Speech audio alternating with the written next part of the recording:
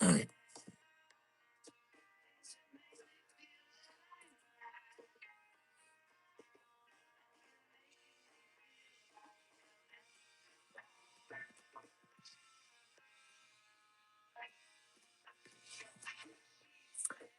what's up, guys? Welcome to the Friday stream. We're live now. It's 2:50. Let's see. The boys' new set. Solo leveling, volume 3. Hot. Let's say rocket pack split. It's close, right? All right, and we'll say new slabs because we're working on these cross grade slabs, and some of them are turning into slabs that I don't want to cross grade. All right, here we are. Let's jump over here. I've got the Beatles. I got the Beatles playing. We're going live for Friday day. All right. Jumping over here. All right. All right. All right. All right. All right. Good.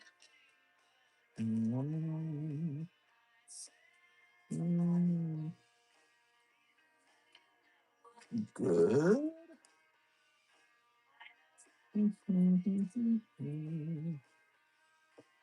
So let's go ahead and ping the stream. Oh, we already did that. Okay, good. Let's go ahead and open up a second window so we can add the website. Hey, what's up? The boys? Yeah, that's the boys. I'm playing the Beatles on full blast. Can you guys hear it? I bet you guys can't hear it, right? We're in vertical mode again. We did vertical last night for the nighttime stream. Personally, I didn't feel like it changed much. All right. Just posted you might need to reprice the My Hero Academia single packs. Are they too expensive? My Hero Academias. Blah, blah, blah, blah, blah, blah, blah. Let's get all these. Nope, no music. Wow. That's crazy. I can just play whatever music now, huh? All right, well, let's not play the Beatles. It'll distract me. Let's play Nine Inch Nails instead. No, let's just play some Minecraft in the background. Simple, right? All right. Help me stay focused. So here's the boys, printed by none other than Upper Deck.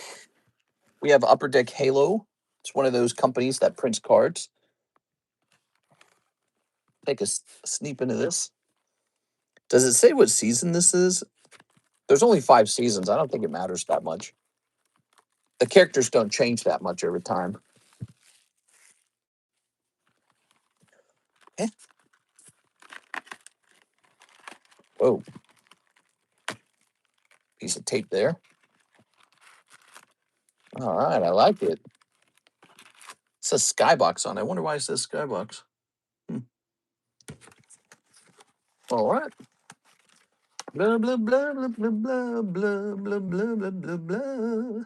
Did I pin the actual? Yeah, I pinned it good. Nice. Oops.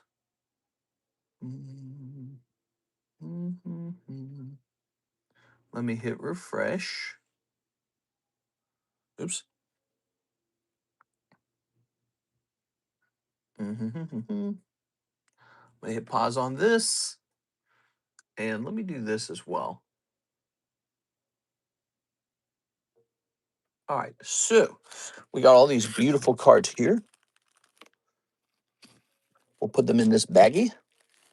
We got to turn the iPad on. Give me a second. Prediction for the finale. Homelander dies, good guys win, 30 minutes of emotional epilogues. You think we're getting a normie ending? All right. Oh my God. I open up my YouTube and I get all these shorts recommended to me. And one of the shorts is just this hot girl and she's got like a womb tattoo. What the F, dude? Crazy, man. Crazy how they know exactly what I want to see now. All right, close this. Oh, let's see. We'll jump over here. All right. Where's our stream?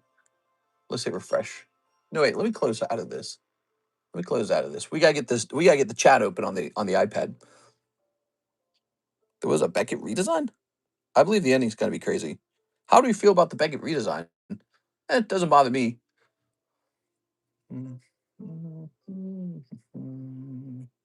All right, we're pausing that. Pop out chat. Perfect. Let me look one more time, though. Let me look one more time because I saw it briefly. Let me have one more look.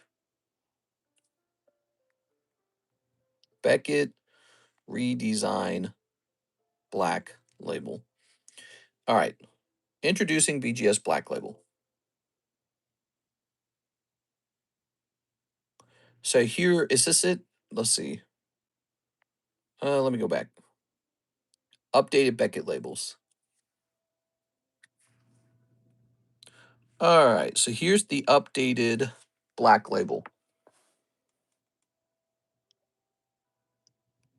I think it is actually a little scary to change the labels because when you're talking about a product that's so expensive, why tinker with it, you know? But, you know, the original concept still remains. I think I need to see a side-by-side. That's what I really need. They do look nicer. They managed to update them without ruining them. No April Fool's Day. Did they give us a timeline for rolling out the new labels? Yeah. All right. Crazy they have the boys trading cards. Ooh, I didn't bring my drink into the room. I got to bring my drink in here.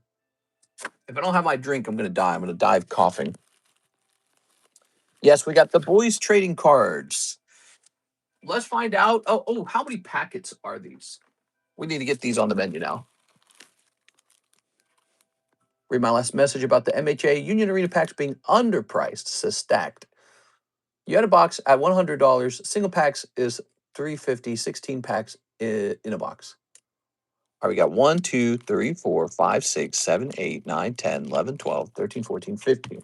So we got 15 packs here. All right, so 15 packs, huh?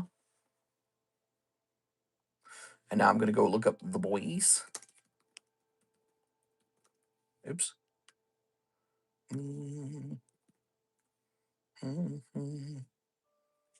So, what are we going to do here?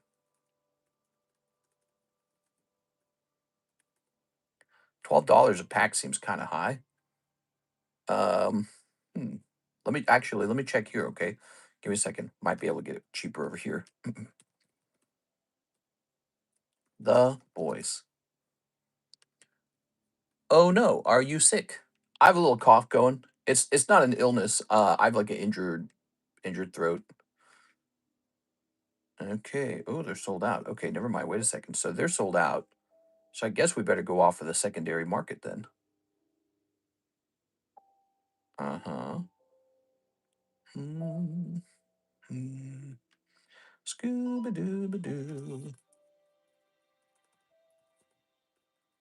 I guess we're doing 12. All right, so $12 it is. The boys. Where shall we place it? Under other? We're going to other card sets. The boys. $12. Let's go to the website. We're going to update the website. Those on the site yet? We're about to add them.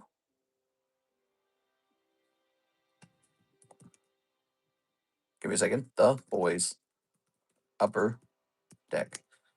Let's see any details that's relevant. Season 1 and 2, Season 1 and 2, Season 1 and 2. So this is 2025, Season 1 and 2.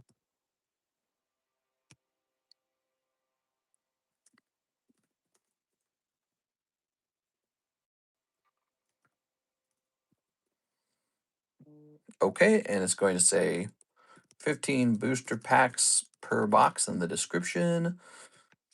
So now you know how much if you want to buy a whole box. Now, I didn't order a lot of these because I'm scared to have a lot of them, to be honest with you. I've experienced this thing a lot where it's like I buy a weird product like Rick and Morty, and then it sells real good when we get it, and then it just falls off the face of the earth. Nobody wants to touch it afterwards. So I don't want to be stuck with too much of this, basically. I'm going to delete these. Delete.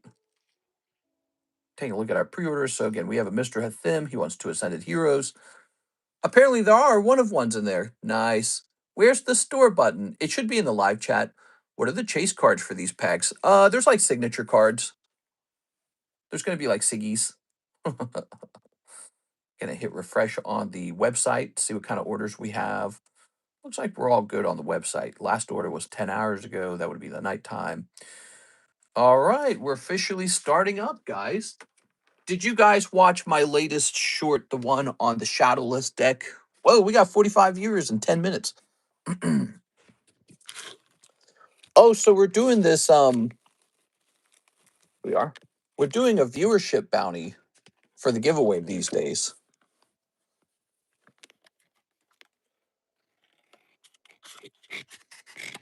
All right. We'll use a card to track it. How about that? Ah, that didn't work now, did it? Those are like the Labubu things that fell off. Yeah, Labubus fell off, didn't they? I told people I said Labubus are stinky, man. I'd rather have the boys cards than Labubus. I'll tell you. I'll tell you what. Let's just have a line go through, I guess. That's pretty even. All right, so we're gonna say daytime and nighttime. So yesterday, the daytime stream peaked at like 81 viewers. 81. So in order to activate the giveaway, we got to hit 81 viewers. The nighttime stream, according to my app, it peaked at 67 viewers. What's interesting is this was a horizontal stream and this was a vertical stream. We get a higher number of total viewers in vertical streams. So this had 600 viewers total. This had 1,000 viewers total. Fascinating. I like them. Let's see. Yeah, I watched the short just a minute ago. I went ahead and signed the Gyarados. So that's my Siggy on the card itself.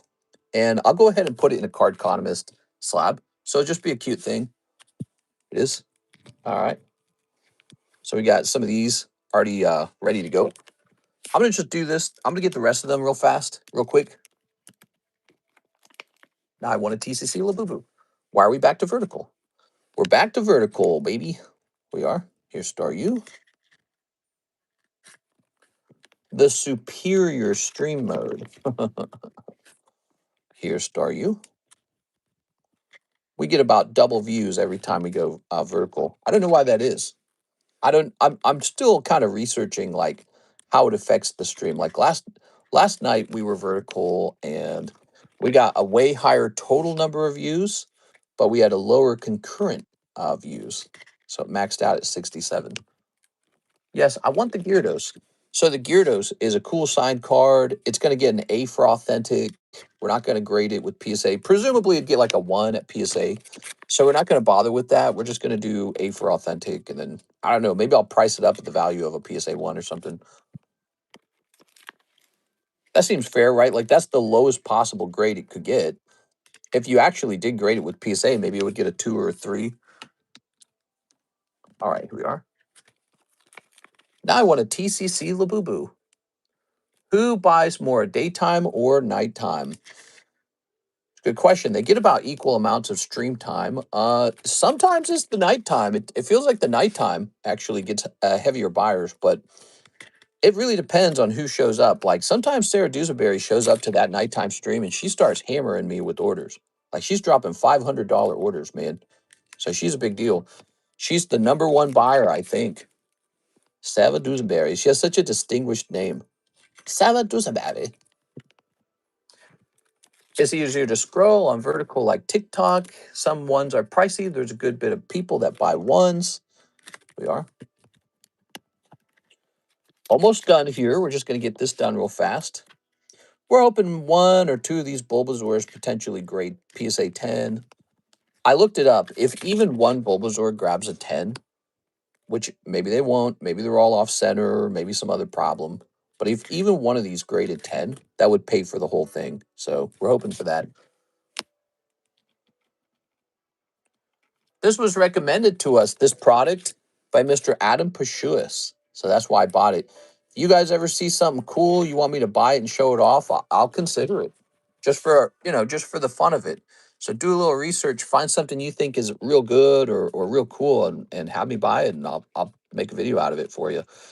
Staryu, Kakuna, Ivysaur, Weedle, Bulbasaurs. All right. And then this real stinky Gyarados. But you know, Gyarados is one of my favorite Pokemon. Gyarados and Tyranitar. I love both of those Pokemons. So we got a little signature on a Gyarados card, and we'll TCC grade that one, I think. We could just, I could have just not signed it and just sent it to PSA. And it could have been another PSA 1, 2, or 3. And who cares, you know? So I don't have any cool signature cards for sale right now. I figure I might as well work on that. Here's Mr. Thim. He needs 2 Ascended Heroes. Are you here, Mr. Thim? Did we do this one, actually? This says ordered 13 minutes ago. All right, it's fresh. It's fresh, baby. We just got more of the Ascended Heroes in today. A restock just arrived. And we were looking online for a restock, and the price on Ascended Heroes has clearly jumped. It's unfortunate, but true. No, mister. Tyranitar is my favorite. When is the Shadowless deck break?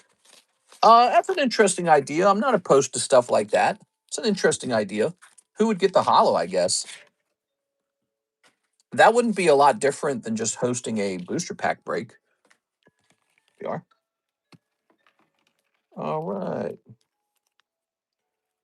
To host something like that, I'd need some critical information. For example, I'd need to know exactly how many like actual Pokemon are in the in the deck, so that we will base the number of spots on the number of Pokemon. And then I don't know what to do with the with the energy cards and trainers. Maybe they just won't be part of the break because it's like kind of a dumb thing. Or maybe like one person will get all of the energies and all of the trainers. That could work. So 2 more spots. How's the card quality with the Chinese cards? Do they hit 10s pretty often? All the time. Easy to get 10s with the Chinese cards. They're printed extremely well. All right, here goes. Mr. Hithim. Yeah, they grade 10 pretty easily. They have the same quality as the Japanese cards. That's what's going on with them. All right, we're back at it again, guys. It's Friday. Friday. All right. Me and my friend Johnny Fernandez told Sarah about your stream a long time ago. Really? It was you guys? Wow, you guys are pretty cool, man. That was a good recommendation. I think that tells me something. I think that, you know, waiting for the YouTube algorithm to deliver me a new person uh, is not as powerful as just getting someone's recommendation. That's pretty cool. I appreciate it. Here's Iona's Watcho. I think she did pretty good too. You know, I just finished sending off her Mega Charizard to Beckett. Cost me about $80 after insurance. And that card might grade 10. It is actually yeah. Here, let me go ahead and put this into a Thim's bag. It's really interesting. You've got a Thim box and it's mostly full. It is. Aha. Happy Friday, bro. Wish nothing but the best for you, man. Here we are. Dude. I was thinking about the PSA submission needs to be sent out. I hope, I don't know when Alexa's going to show up today. Sometimes she arrives early. So we'll see. I realized I didn't get it prepped. All right. Some ones are pricey. They're a good bit. It's easier to scroll on vertical. Yeah, maybe people discover us faster in vertical, you know. So we've got Dragonites. Ooh. These are some new cards that hit the table as a result. Like this card right here for 350. These cards are hitting the table because I'm looking at my potential cross grades and I'm saying, no, just sell these. Thank you, Thim, for the first order. Who's got the next order? Sergio L12. 1 spot in the rocket. You know what is nice about vertical, Mr. Jeff? It does make Mr. Mike Side's job a little easier when he's making the shorts because all of our content is basically shorts. Clay Winks, Jonathan Cham shipping, very important. John Lucas is zeroed out, and Tammy, it says, has $15. Okay, very important. I have to do that before she gets here. So I got 2 things to prep. I got to get the PSA submission prepped. I got to get Mr. Jonathan Cham shipped too. All right. What was I doing with his stuff? Oh, I remember I was running into a problem where it was like really expensive to ship his stuff. And I was wondering if there was a way to reduce the cost, maybe by splitting the box up optimally. Maybe I should just ignore all that and take a big bite, take a big hit on it, just get it shipped already. Did we put you in this? Let's get you in here. All right. Sergio L12. 1, 2, 3, 4, 5, 6, 7. We got 7 people in here. Mr. L12 is going to take a third spot. Happy Friday, bro. Wish nothing but the best for you. Thanks, man. We got 1, 2, 3, 4, 5, 6, 7, 8. 8 people in the Rocket Pack Split. I have instructions for Alexis to ship all your booster boxes out with your bag.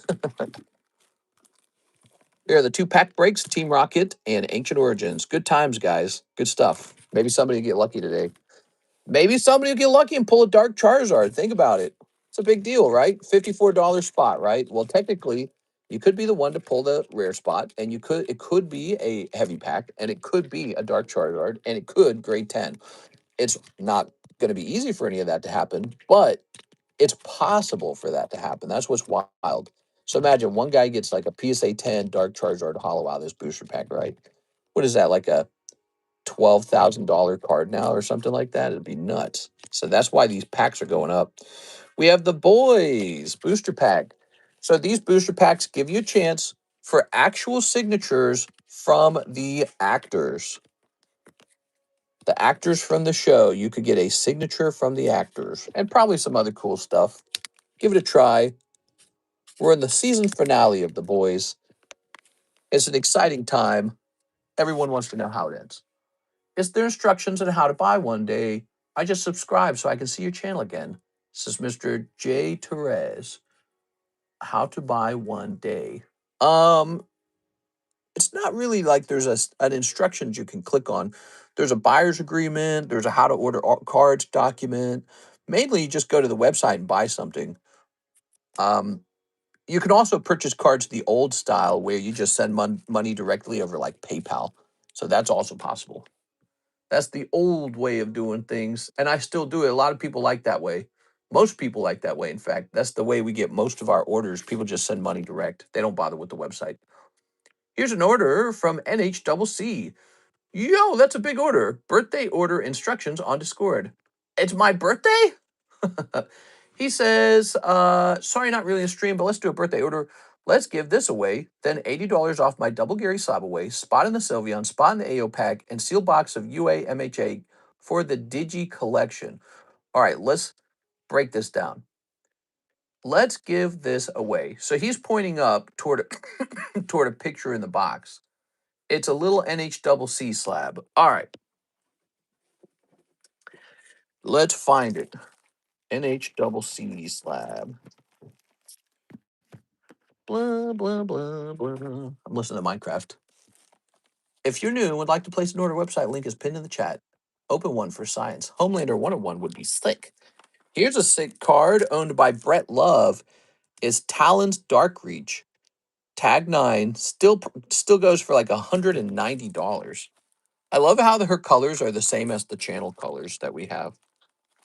Because we went with the red and black coloration. Of course, that was more like for Team Rocket, not for Darth Vader or anything like that. All right, so far, not so good. I don't see the cards because it's probably in this box. Ugh.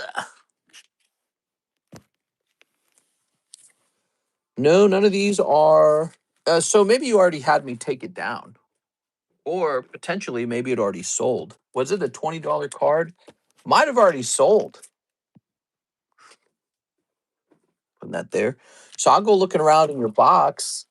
Is it in your box? Is that the situation? I want a Soldier Boy card from the boys. Just a little waifu, but I wouldn't know. Well, it's only $20, so that actually looks like something that. Let me see. Was it actually in this channel over here? Let's go over to the consign channel. If it's not in the consign channel, it's not for sale anymore. We know that at least. It's still in the channel. So, and when did we post this? When did we post this? 4/27. Does anyone remember if that's sold? If that's there, it should be right here in this box. $20 is sitting in the consign channel. Why don't I see it? Maybe it's sold actually. I didn't remove it from the box for any reason. I don't think you told me to, did you? I don't remember it selling. Yeah, I feel like if it did sell, I would have marked it sold and I would have given him store credit. So why wouldn't I just find it right here? Should be sitting right in here. Maybe I missed it somehow with my eyeballs. Looks like it was posted on 4/27. We're halfway through May. It is possible somebody bought it for $20 and I just never removed it from the actual channel.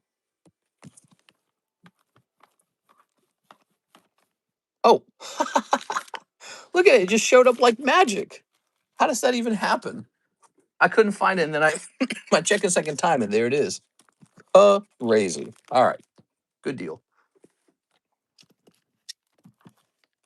All right. Hey, it's Mr. CS man. What's up, man? What time is it? It's almost spring break for you, huh? What are we in the end of May? You're heading toward spring break. No, you're heading toward summer vacation, aren't you? That's what you're doing. You're heading toward summer vacation. Spring break is over. All right. Ooh. Me. I just thought the 2 pics I sent earlier in Discord never moved. Yeah, we found it. I'm being a goof. I didn't see it the first time. What was you said you sent 2 pictures? So here's this bad boy. And he's giving this away for his birthday. All right, cool. All right. By the way, the viewer bounty today is 81 viewers. That's the viewer bounty. Summer break. I'm in summer break right now. Summer break, chilling in the summertime. NHCC. All right, that shall be the name of it. So this is a birthday giveaway from NHCC to you guys. I'll put Dark Talon back down. I'll get the giveaway set up. Click. So this is going to say NHCC. And then we're going to hit done. All right, so it's set up now. It's running now. Okay, then he says $80 off Slab Away. All right, that's the next step to the order. So we're going to head over to Slab Away. We're going to scroll down to NHCC. He's got double Gyarados. It's going to go down to 1,000. Boop. Very good. I bet you those Gyarados are going up since you bought them. So now go back to your message, and your message says, spot in the Sylveon. Oh, yes. Where's the Sylveon? Rare Candy Sylveon, guys. We're heading into another Friday. We're in the Friday, I mean. And here's this big deal of a Sylveon hitting 12. So 12 means that Sylveon's officially halfway there. And we're now on the second half. That's a good deal. Things start to move a little faster when we get near the end.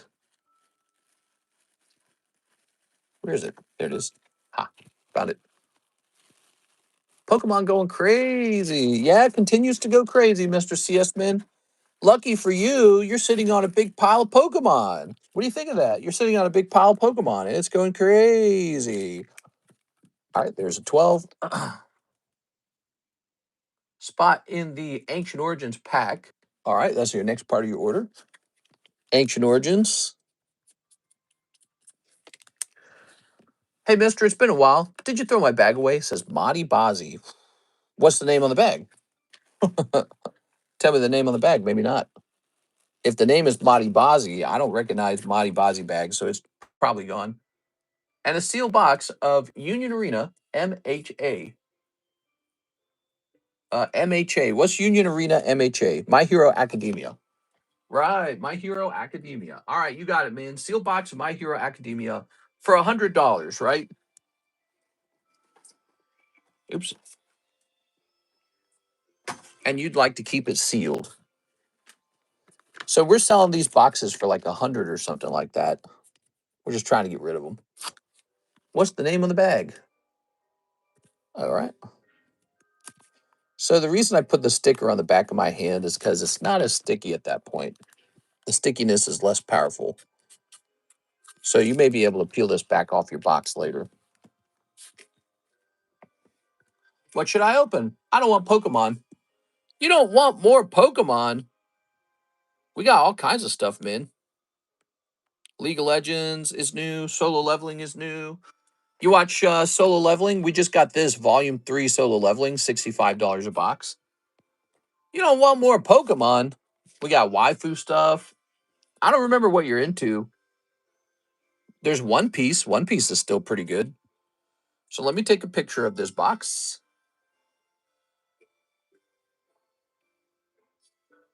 Shoot, man, I was buying some Pokemon yesterday night. It's all about buying and hodling. There it goes. I don't watch any anime. Gonna find something I want. Sounds good, man.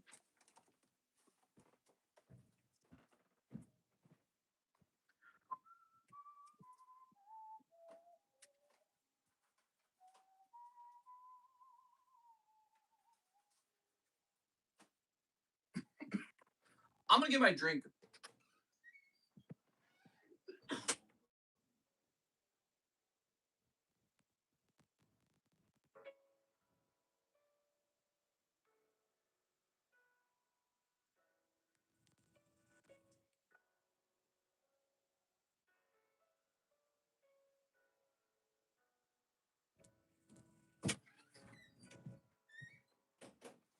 You don't want to drop $1,000? Be the first guy to open up the SIR Gengar from Mega Dream.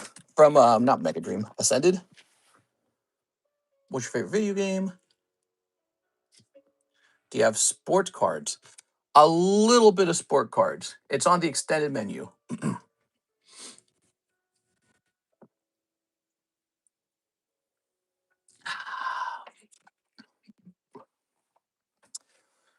All right.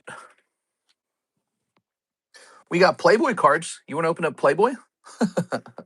You can pull a Donald Trump. Look at this, guys. This is a whole box of Playboy, and the goal is to pull Donald Trump out of here. I could clearance a box of these just to get us a Donald Trump out. Whoa, holy mama. All right, he's just coming back from China. China was like, hey, we want Taiwan. All right, thank you, NHCC. I took a picture of the box for you.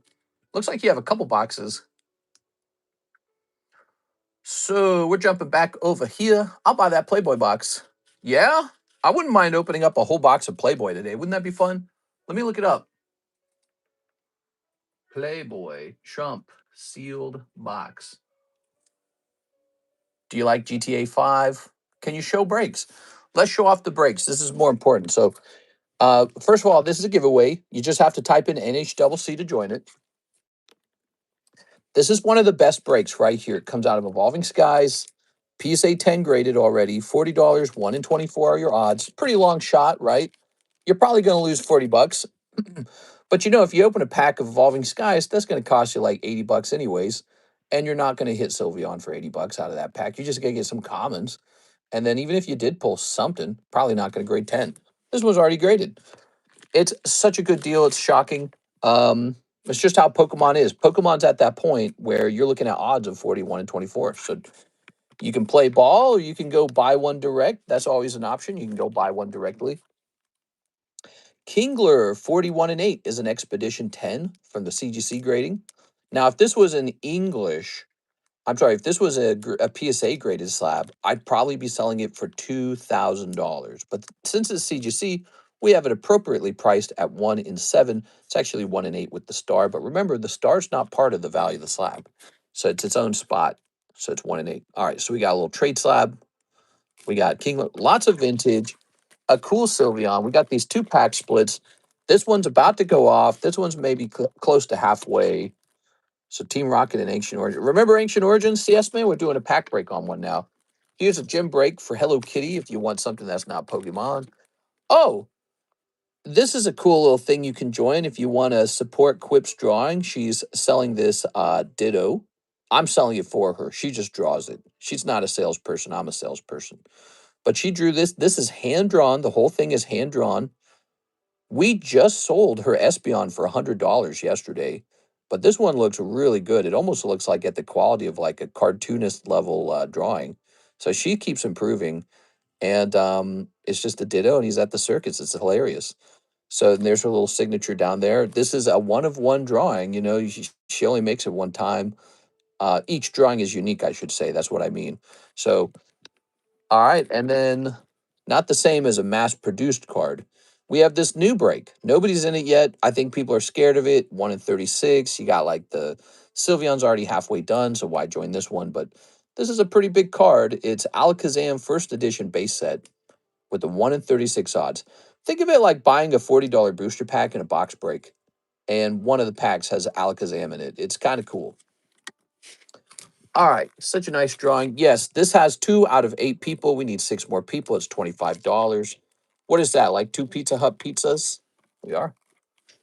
By the way, you don't just get this card, it is going to be encapsulated. So if you get pulled, you get the card and the encapsulation comes with it. So you'll get to see it when it's done. It's very cool. Um, Probably what I should do is go encapsulate it now so that you can see what it looks like. But we're kind of building up a couple cards worth encapsulating. Like, look, we're going to encapsulate this one too. This Gyarados is going to get encapsulated with the Siggy on it. Welcome, guys who just joined. We have the boys booster packs now. They're $12 per pack. Give it a shot. You might pull a Homelander signature out of there, or maybe a Seditious Starfire signature. Who's here? You have a lot of interesting merch, a lot of interesting cards for sure. We have some big box breaks too, like this One Piece box break. You don't want to miss it. I don't host those all the time, right? Here's a really unusual box break. It's got 3 people in it so far. It is Final Fantasy Soldier's Return. This is old. This is like 5 years old already. I don't know how old this is actually. When did this come out? I never know because I never look it up. This is an older set though. Yeah. This is printed by Square Enix itself. So this is their product. And it's their Final Fantasy game. There's a really sexy Tifa in here. If you pull it, whether you get the holo or the full art version, it's a very expensive card. And it's just a really nice box of Final Fantasy. You can sell it back to me potentially, or just list it on eBay if you'd like to sell it. If you don't want it, but you just want a shot at pulling something big. Also, the Astral Radiance Pokemon Booster Box break. We got 1 in 13 in here now. We're waiting for the other 12. There's too many breaks. They're all competing with each other. Like last night, the Jumbo Pack break went off last night, and that was 4 people, and it ended all of a sudden. It shows you people really want a break that's going to end, you know? So that seems to be important to people. Brandon Boutillier, $60 to slab away. All right, Brandon. You guys can vote on what you think is the best break, and then I'll jump in it together. Mr. Brandon. Clicking on this. So you have Pikachu Gengar.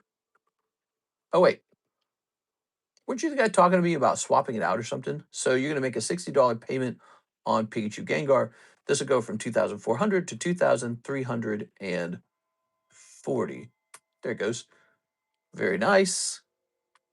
I haven't bought something in a while, says Mr. Ciasman. Daniel Garcia says, get me into the Rocket Pack Split. Rocket Pack Split is definitely going off. This has like 2 or 3 spots left. You remember pack splits, right, Mr. Ciasman? We have one that's just about to go off. There it is. By the way, you can also take your Slabs, Ciasman, and sell them on consignment on the channel. We do 75% store credit for them. We are. I win 2, 3, 4, 5, 6, 7, 8, 9. So 9 out of 11. So there really are 2 spots left. I know you had some of those slabs come back and some of them graded 9. They're still going to fetch you some decent money. Let's see.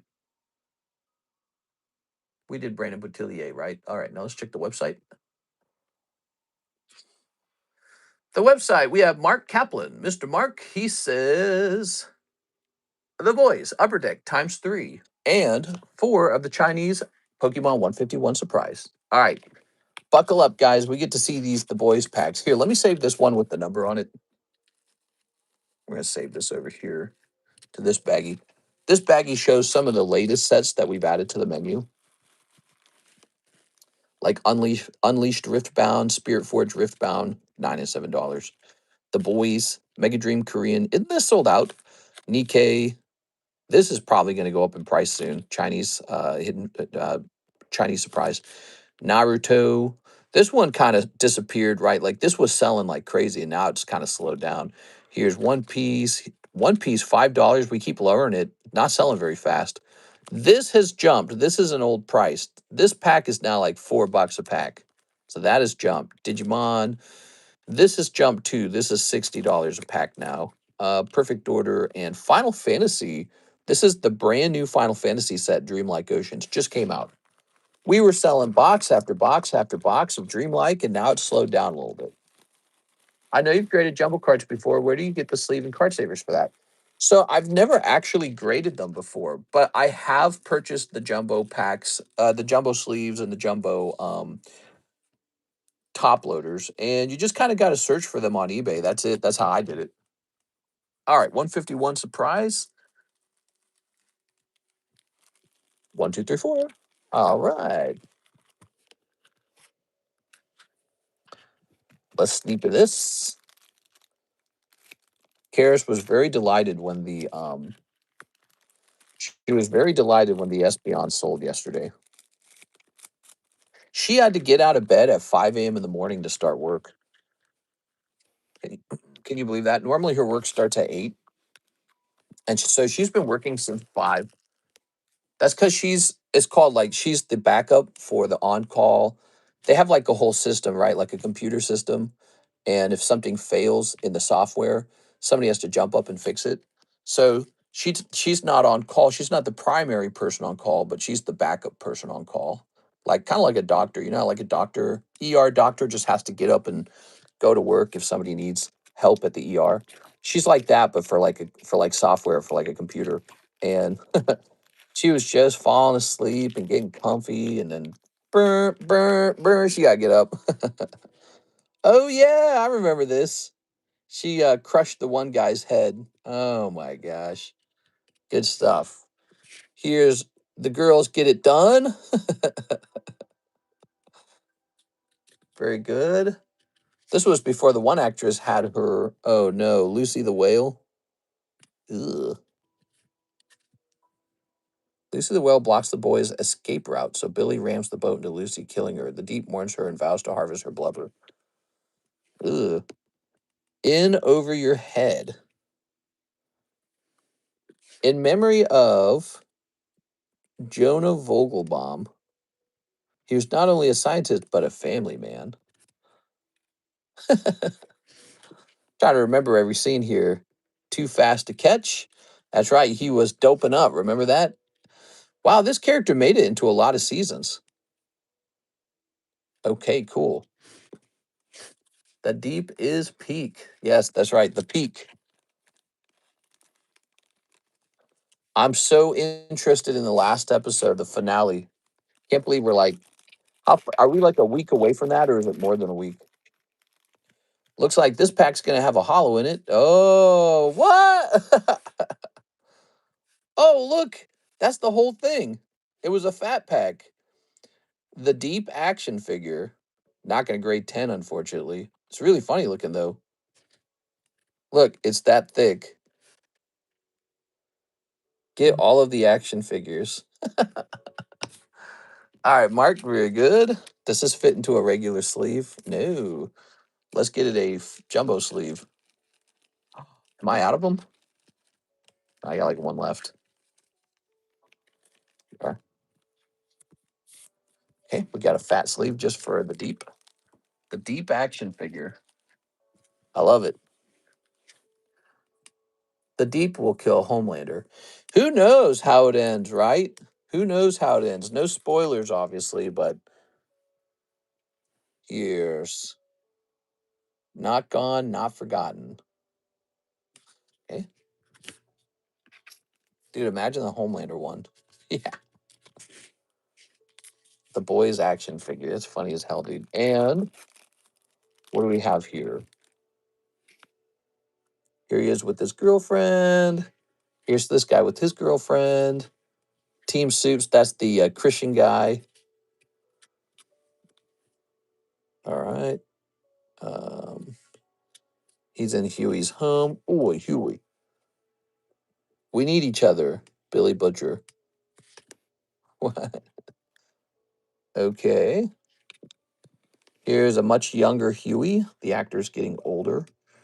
Visiting Aunt Judy. All right, there it is. So that is the end of your round with the boys, Mr. Mark Kaplan. I think you did good. I think you got a interesting bonus card, the action figure card. That ditto is freaking cute. Can we see it a bit closer when you're done? Yeah, actually, there's only 2 spots in the break. So if you're determined to have it, it's available for direct sale as well. If you want to buy out all 8 spots, the price includes the $45 grading already. This is hand drawn. You can see there's a bit of mischief over here with the ink. And yep. She was trying to draw Charizard, and I said, "Why don't you draw something easy like Ditto?" And she got like a little offended when I told her that. She was like, "Hey," because she thought it implied I thought she wasn't good enough to draw Charizard. I don't know if you guys have been to her TikTok channel, but she's been posting some of her stuff over there. You are? Oh yeah, she might have a little cute picture of herself on the TikTok channel. I noted that. You are? I told her she should do that. I said, if you're an artist, people should see who you are. Yeah, so it looks like she did that. All right. Cool. Tammy and Jesus is in there. You could buy a $25 spot and just have a 1 in 8 odds, but I'm going to make it available for the whole thing to be bought out. Just whatever gets it done. All right. Any Fallout cards? We do have Fallout. What's it called? Magic the Gathering. Yes. All right. So that was really cool. We took our time with that. Let's get these Chinese Pokemons open now. We got Moltres. We've got Machoke. Here's a Victory Bell. Can she draw Homelander? Maybe a cartoonish version of Homelander. I don't think she could draw him like hyper realistically. All right, there we go. Thank you, Mr. Mark. So we've got plenty of those The Boys packs left if you guys are wanting to try some of those. Mr. Card, how much do you for grading tag or CGC? We can't do tag grading at all. Tag grading is paused. They said no more grading with us. They told their middlemen no more base grading. We're pausing it. I think they're about to raise prices on middleman grading. That's what they're about to do, in my opinion. They're going to open up and say, oh, by the way, because of our investments or because of increased demand, blah, blah, blah. Now you're going to pay us more money to do middleman grading. Whether they raise it by $1 or $2 or whatever they're going to do, they're going to raise it. Because what they did before they paused the grading, what they did was they raised the price of base grading for regular customers up to, I can't remember the amount, but they raised it by a few dollars. And then what they're going to do then to the middleman guys, they're going to raise it on us by a few dollars. Here's the problem with doing that. And I don't think Tag's watching my show at all, but here's the problem with raising the price. They're already, as a middleman grader, they already cost me more than CGC grading. So I might as well, if they raise the price very much, I might as well go back to just grading with the CGC, which we're planning on sending out a CGC submission very soon. If you guys want to go in there with me, send in for CGC grading. I am a big fan of CGC grading. I buy CGC cards. Look, we're sending 1, 2, look at that. PSA did not give me an offsetting label for this, so I cracked it and it's going to CGC. That one's going off to CGC. That's serious business. This one's going off to CGC, but I'm not expecting a 10. So we're going to be sending a pretty big submission to CGC soon to help supplement our failing graded card inventory. We have a too small of an inventory at this point. Miss Sarah, while you were gone for a few days, we added a new product to the channel called Other Shuffle. What does it have in it? Other stuff in it. Thank you very much, Mr. Mark. Let's see who's next. Daniel Garcia is next. 6 Chinese 151 surprise and 4 of the boys. 1, 2, 3, 4, and 6 of the 151 surprise. How much do you grade for CGC? I like CGC as well.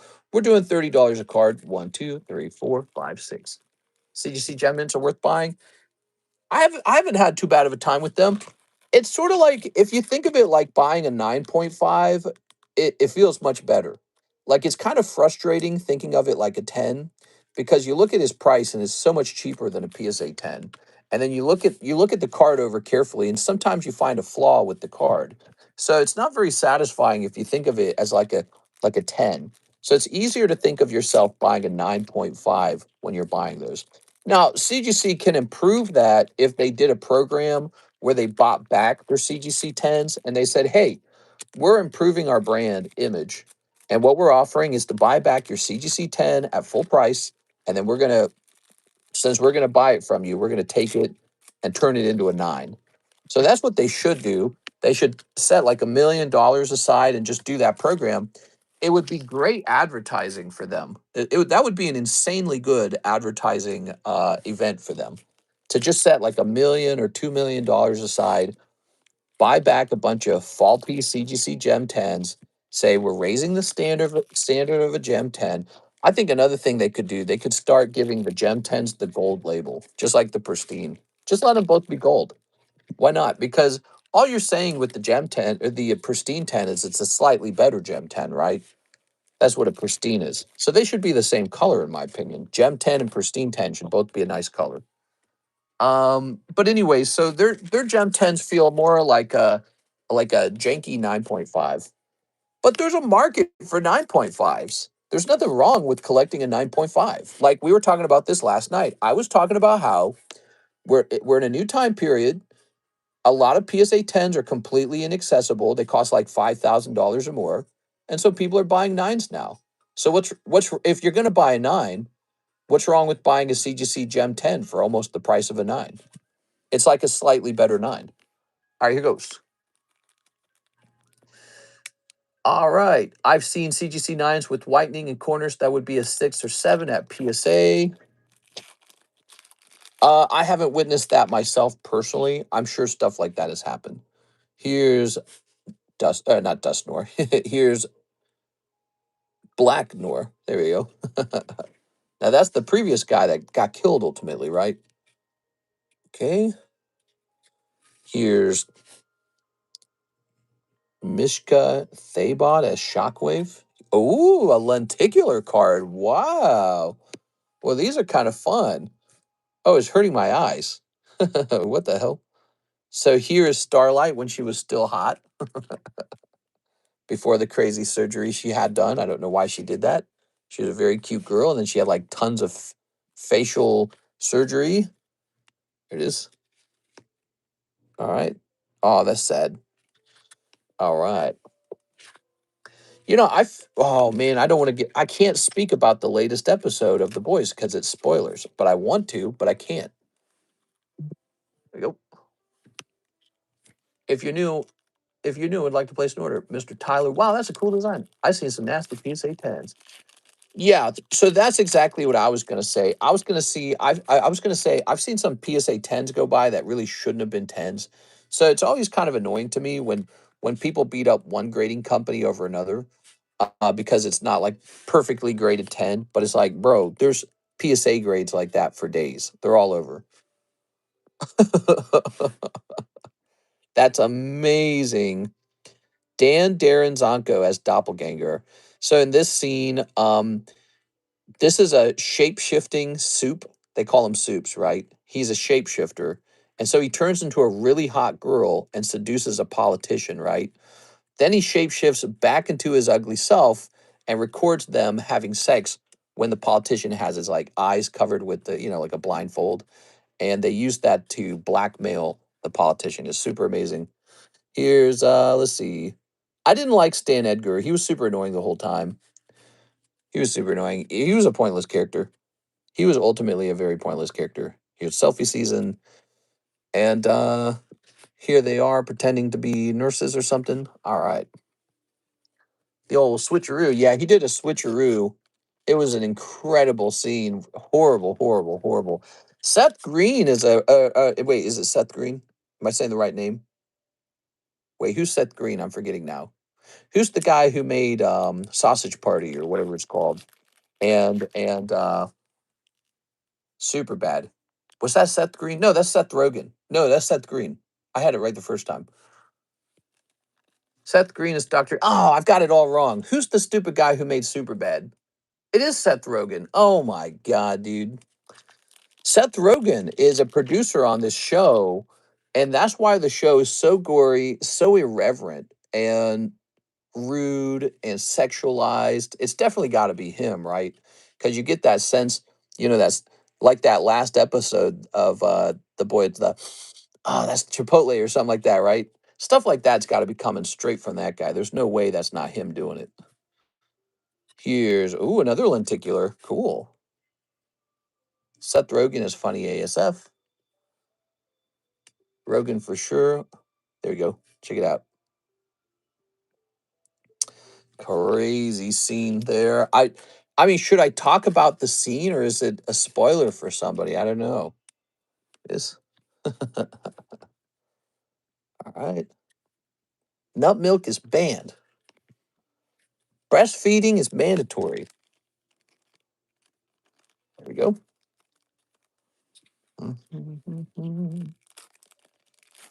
Don't spoil it. Seth Rogen and James Franco had a falling out. Yeah, James Franco got in trouble and he's been kind of missing for a while. It makes me sad. Okay. Here's Elizabeth Shue as Madeline Stillwell, who had a surprising comeback in the last season. Almost Caught. Fighting Translucent. Secrets from Me. And This Might Sting a Little. All right, there you go. That's your 4-packs. You got 2 lenticulars out of there. Very cool. No signatures, no numbered cards as far as I could tell. Did you guys notice any numbered cards? Yeah, I didn't notice any. They're not numbered on the front anyways. But you got Starlight lenticular. That's pretty cool. That's Daniel Garcia. Having a lot of fun with these. You also ended up pulling the Alakazam from the 151 surprise. Not a bad round, Mr. Daniel. Let's go grab your bag. I just joined and got spoiled in 2 seconds. I literally just watched the first episode of the last season. All right, let's see. Daniel Garcia. Man, you gotta hurry up and watch it, all right? I don't know what to tell you. It came out a little while ago. All right. I just got spoiled. Let's see. Ooh, that was like a BTS card. I believe my package was missing a Pokecoin slab I placed on consignment, maybe floating around. Help me out here, Mike Vasquez. You think you're missing a slab? Can you tell me what slab you think is missing? Daniel, did you need a new bag? What are the odds of getting gold card in perfect order? Probably not very high because gold cards are hard to pull in any set. There you go. I believe an Ivysaur coin. Um, okay. And your name's Miguel Vasquez, right? Let me mention this to Miss Alexis. It's possible. Let me tell her. Search for Miguel Vasquez Ivysaur coin. It's a small graded item. Let's see. He says it wasn't in his shipment. Would likely be in the slab box. All right, there we go. Okay, so I told Miss Alexis about it. We'll see what she has to say about it. Okay, she's coming in today. All right, what we got next? Hey, whoa, mister. It's been a while since I've caught a stream. What breaks do you have available? Oh, I see how it is. You think we just tell you all the breaks all the time, huh? What do we got next? Here's Dennis, and he ordered 2 spots in the Rocket Pack split. It's over. Crazy how fast something ends when it's close, you know? It just pops off in an instant.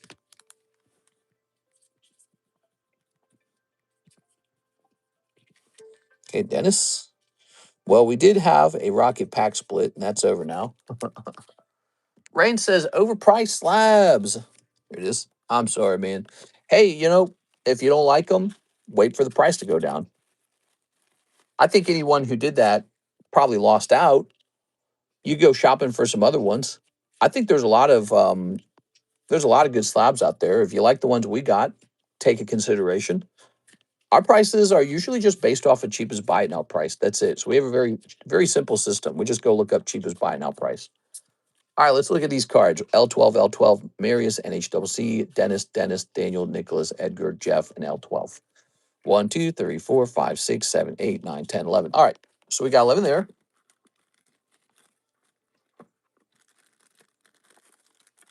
Good. I think we have some really good prices sometimes, actually. Here's the problem, Mr. Rain State. If a slab is priced too good, it just gets bought right away. So you never see those. Those are already gone. They already sold. So what remains are the ones that maybe people hesitated on. So you got to think of it that way. All right. There we go. Or maybe he's talking about the market in general. Oops. Pokemon cards are going crazy, man. Everything's just going crazy, crazy, crazy. It's not slowing down. It's not reversing. It's just getting worse. It's like a cat's out of the bag situation, isn't it? It's a cat's out of the bag situation. People are realizing that graded cards are a big deal. There's like this healthy market of people who like trading cards all day just for fun, like an activity, it's a hobby. And so they trade cards all day long for fun. And it's probably an activity that's not going away. Collecticons aren't going away. Showing off your collection online is not going away. My theory is there's going to be museums. These cards are going to be put up into museums. It's going to make someone a lot of money. So I think that the hobbies move in one way, and that's toward total financial dominance. Someone's going to buy all the cards, got to catch them all kind of stuff. And prices will just slowly over time rise, maybe faster than inflation. PokeRev has cheaper slabs and is more handsome. No! Give me a number. No! Yesterday, I liquidated over 500 cards in a binder of sports Pokemon for half a pound of herbal remedies. Anyways, I'm happy to put these things out there in the market. Modern day Dukes and Duchesses. All right, Tonka Tootsie. 1, 2, 3. Yes, I'm the Duke of Pokemon. Oh my God, dude. All right, that guy's basically swimming in pussy. We're at 62 viewers. The view bounty is 81 views. So if we can get up to 81 people in here, we meet the view bounty. All right. Okay. Looking good. Looking good. Set that there. Placing this over here. I'm going to take all these packs one day and I'm going to put them in these big picture frames and you can hang them up on the wall. I'm going to try to sell those for a bunch of money. I think that's what I'll do. Whew. All right. Ready? Here's Jeff Leon. Hey, you hear, Mr. Jeff? You just pulled an uncommon. Could be the best card in the pack. Let's find out. Sometimes the uncommon cards beat the rare cards. Oh, baby. Dark War Turtle's really good. Look at that, guys. Dark War Turtle for Jeff. I'm going to put that in your hits bag. What are your thoughts on data centers and will they take over the world with AI? I think data centers piss people off for a variety of very legitimate reasons. You know, imagine you're living like in the Midwest and you got all these coastal elites worth billions of dollars living in, oh, we got the best weather. This is the place to live. Oh, we got our $1 billion mansions. We make billions of dollars. You make $25 an hour. You make $12 an hour. And they're going to come in and buy your farmland where you live so they can put this big, nasty machine that eats all the power. It eats all the water and spits out, dirt into the water and it's ugly as hell and it's noise pollution and it employs maybe like 100 guys or something when it's all built, right? So that they can continue to make billions of dollars working on AI to eventually take your job away from you. Yeah, so naturally people are going, wow, how more raw of a deal can we get with the data centers? Like, here's a barrel. Would you like to have me bend over on it? I mean, it's just people don't want to feel that way. I think that it's so bad that people would almost have to be paid to allow a data center near them. Like, you'll pay us to put a data center this close to our homes. That's how against the data centers people are. I've been reading about it for a little while. The data centers are believed to actually contribute to all kinds of problems, like generating too much heat and spitting that into the ground, uh, increasing energy demands, which kind of is it's a revelation for America's decaying power grid, which has not been updated or improved in a very long time, partially because people are so against fossil fuels. They're against drilling. They're against nuclear. They don't want, nobody wants nuclear. I mean, we do, but not where I live, so people are so against updating our power supply. So when these power hungry machines come in, people are like, holy dude, what is my electric bill going to double? Oh, I was just hoping you could double my electric bill, because I'm getting by so well. So these companies have to basically offer a better deal. That's all it comes down to. They got to offer a better deal. Here's Mr. L12. Why let these guys that ooh, it looks like a heavy pack. That looks like a heavy pack to me right there. This might be a heavy pack, everybody. Wow, that's like 3 heavy packs in a row. Oh, look at that, Mr. L12. That's Dark Flareon. Oh, it's a little white right here. Is that an error? Cool, man. So you've got your Dark Flareon. That's a big pull. Mr. Always speaking the cold hard truth. They're building a massive data center by me in the middle of nowhere, South Carolina. I didn't vote for this. I'm pissed. Here in Missouri, in Festus, Missouri, the whole city council got voted out by the voters, and now they're going to try and stop building on a data center that was agreed to. So you get a couple of leaders in your state, in your little county, and they probably get paid out a couple $1,000,000 for some shady guy to come build some crap, and they don't get, oh, you got it, L12. You got the, whatever this is, you just pulled it. I think it's a hollow. Yeah, I think it's a good shot that this could be a hollow. It's not guaranteed, but let's go ahead and cover it up. We don't know what it is yet. That could be a hollow, everybody, so stay tuned. Anyways, Festus, Missouri, they just voted out everybody. Everybody who okayed the stupid data center just got voted out. Ooh, coughing. I think it's a subject that both Democrats and Republicans voters hate. Hate. Everybody hates it. You know, Republicans don't want the environment ruined, polluted. Democrats don't want the environment polluted. There's you know, dwindling resources, and some rich jerk's gonna go buy it all. It's like, it sucks, dude. You would never live out here with us, but you'll put a big nasty machine in our backyard. Here's Nicholas Williams. Here it is. Why don't you go build it in California next to your beach house or something? You would never do that.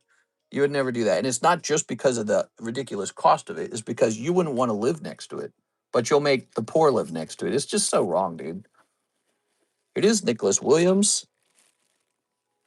All right. Very good. And then it employs like 100 guys so they can finish working on AI and replace you as a worker. Here's Mary Larson. It does have to be built, right? Like, obviously, it's going to be built, but they better build it in the right spot. And they better give a very good deal on it. Here's Mr. Marius with an M. All right, we got the sleep. Sleep. Very good. Okay, we got some states that have like endless land, like South Dakota and Wyoming are basically empty. Nobody lives there. Why don't they go build it over there? They don't want to. They want to build it where the people are. I want to go where the people are so that they can get cheap, easy resources or cheap, easy. Ooh, this one has like a bend on the top corner. That sucks. All right, Edgar, you got the tough one.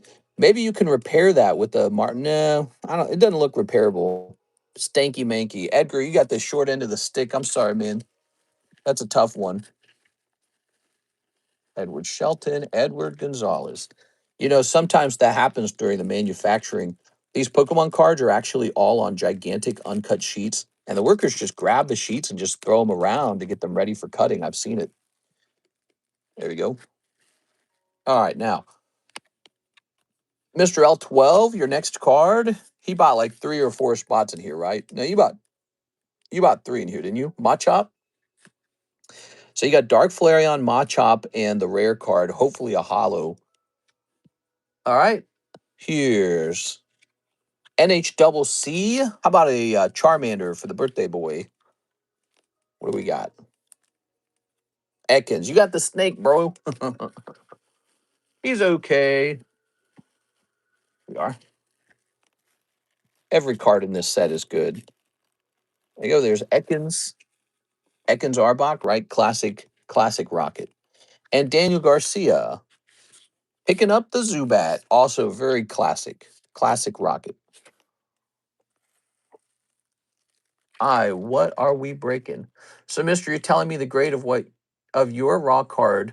So it depends on if Steve had a good weekend and doesn't destroy your cards before the pre-cut. Yeah, you do rely on the workers doing a good job when they cut these cards. And they got quotas to fill.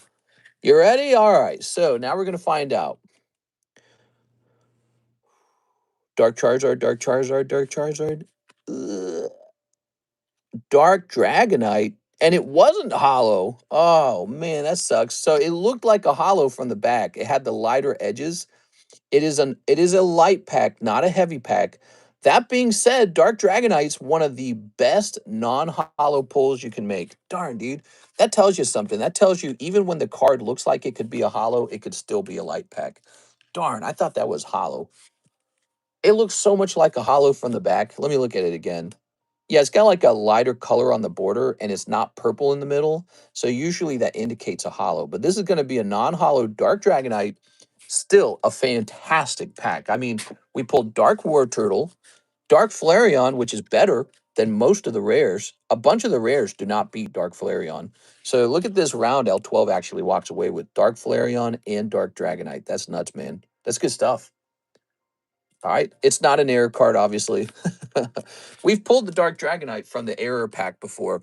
When you get an error Dark Dragonite, he shows up in the uncommon slot, right?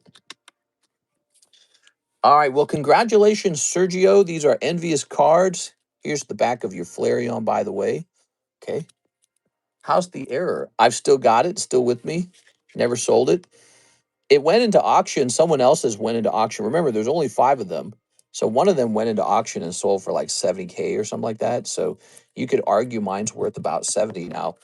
Personally, I think ours is better than the other ones on the market because ours has a video of it actually being pulled. So it has this thing called, there's a term for it where it's like the history of the card. But so ours is the only one that has a video associated with it. And there is no other video of one being pulled before. So I think that makes ours a little bit more special. If the last one sold for 70 and I asked for 80, I don't think that would be so unbelievable. People would be like, yeah, I might pay a little extra for that whole video situation. Provenance is the exact word. That's right, provenance. So it has a little more, it probably has the best provenance of any Dark Dragonite error card. So the high price of 70 proves it is a desirable error. And the video, I think, is so fantastic. All right. So that was for Mr. Sergio L12. Let's go find his bag. I could have made a custom card of that. Rip, poor card. Any Rayquaza VMAX Korean by chance? I don't know what that question means. You mean like, have we pulled one yet? Do we have one for sale? I don't have a Korean Rayquaza for sale.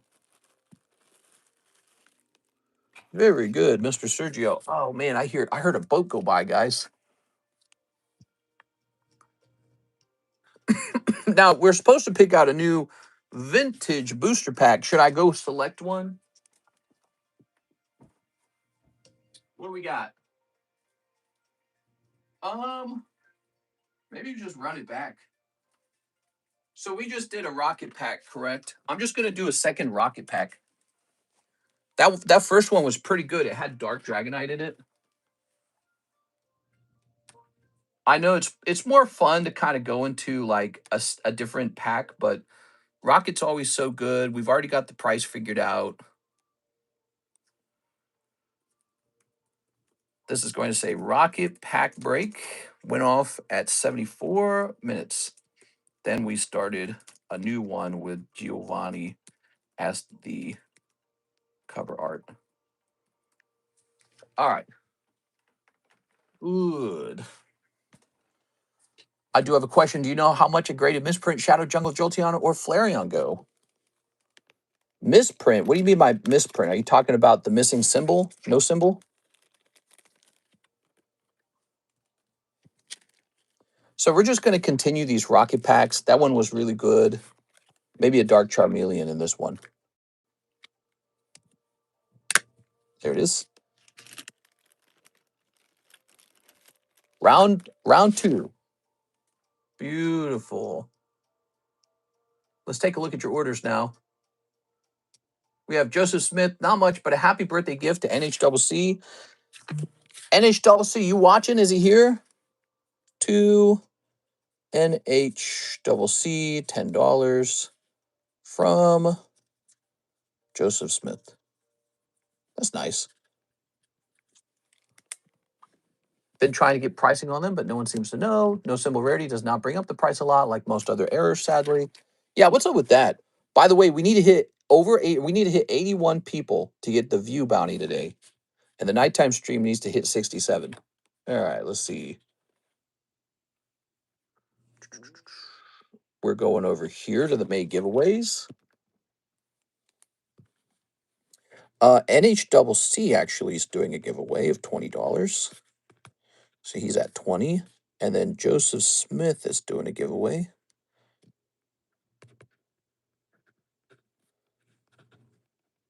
of $10. Good.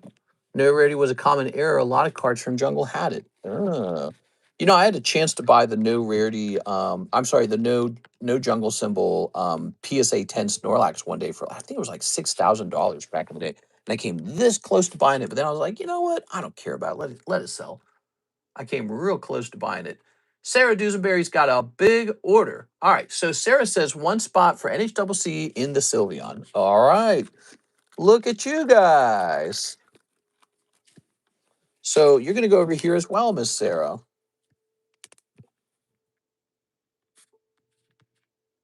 So the moral of the story is, if you've hung out in this group a while and it's your birthday, maybe let people know. Don't abuse it, though. All right, so Sarah Dusenberry, $40. All right. Oh, where are you at, NHCC? Yeah, I don't know if he knows. To NHCC from Sarah Dusenberry. I'm fine. Boring day. Is it? I don't think it's a boring day. Not very sunny outside, but it's nice. The weather's like perfect. It's a nice, gentle warmth. Not too toasty. Oh, we've got a Renaissance fair out here in Lake of the Ozarks this weekend. I'm probably gonna go. It's not even that far from me. I'm used to having like we went to the Kansas City Renaissance Fair. The Kansas City Renaissance Fair is like almost a 3-hour drive for us. Like it's a trip. And we went to that the other day. And this Renaissance Fair is like a 40-minute drive up to Eldon. It's basically like 2 towns over. So it's really not far away at all. And so it's kind of cool that they're doing stuff like that out here, because Lake of the Ozarks is the countryside and there's not much to do, but they're doing that, huh? Miss Sarah then goes for a box of 151 surprise, 2 spots in the Quip Ditto. All right, I like it. Here you go, Miss Sarah. I'm putting you down as SD. I know who that is. What state you from? I'm living in Missouri, believe it or not. I could have moved out of Missouri by now, but we're sticking around because in November, Missouri votes on whether to become a no-tax state. Oh my God, I hope they vote yes. I hope to God they vote yes. Who knows what happens, though? If they vote yes, I think Missouri explodes as a state. You know why? Everything's so cheap over here. This is the 6th cheapest state in the union. We're right in the center of America. We're a little lower south, but not south. You know, we're not like steamy hot south, right? So we got this pleasant weather compared to like, you know, some places get really hot and muggy. I know for a fact Missouri gets a little bit cooler because of its more central location. And we have the Ozarks, we have Kansas City Chiefs. I think that if this place becomes a no tax haven, a whole bunch of businesses are going to consider opening up over here. You got like Texas, right? Texas is pretty good, but you know, Texas, they got the 2% real estate taxes. We don't have that.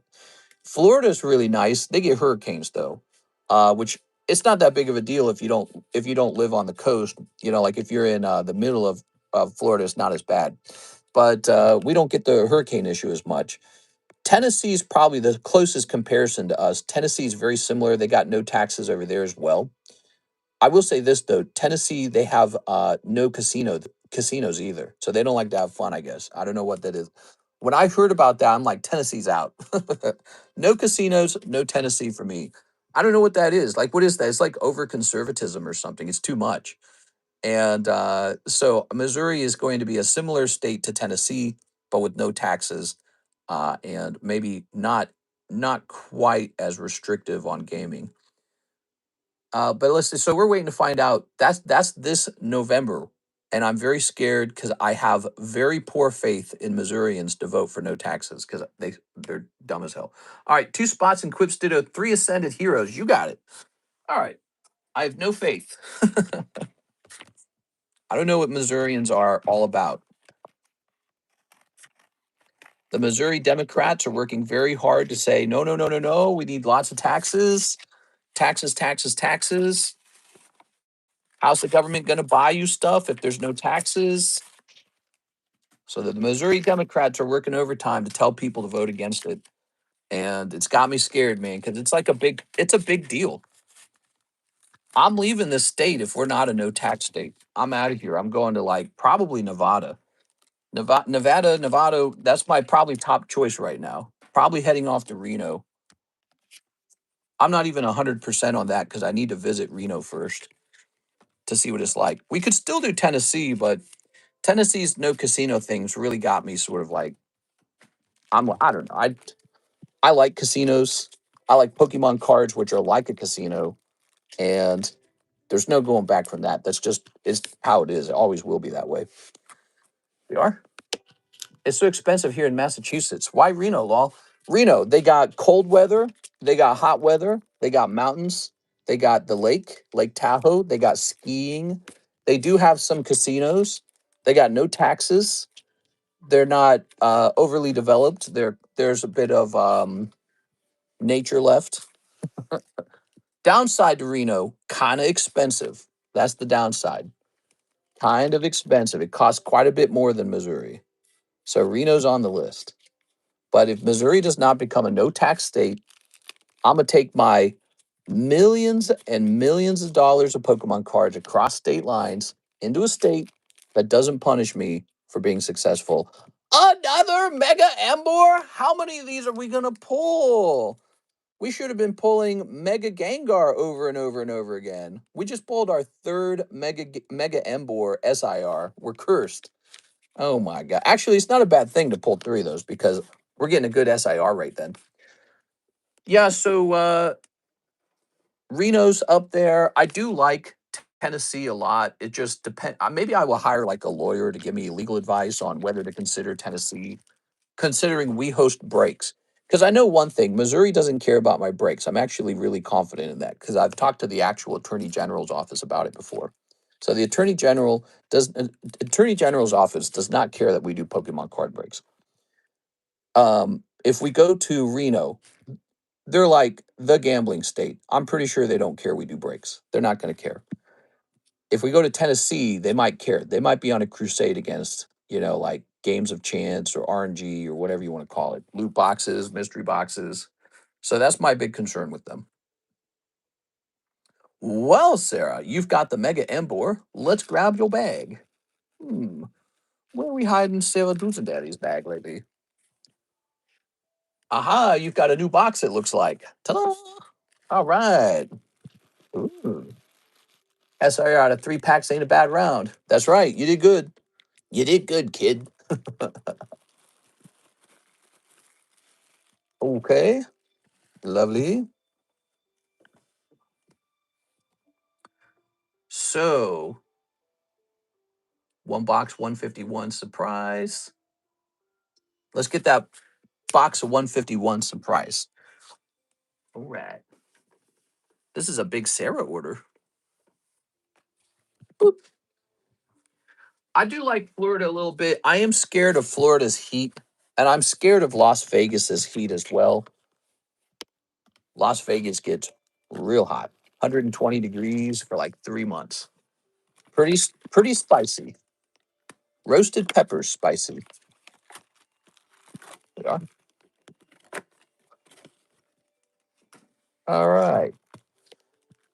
I also surprisingly like Hawaii. Hawaii is one of the most expensive states, and it's one of the highest tax states. You know why I like it? Because it's an island, and I love the idea of just effing off to an island. It's far away from everybody.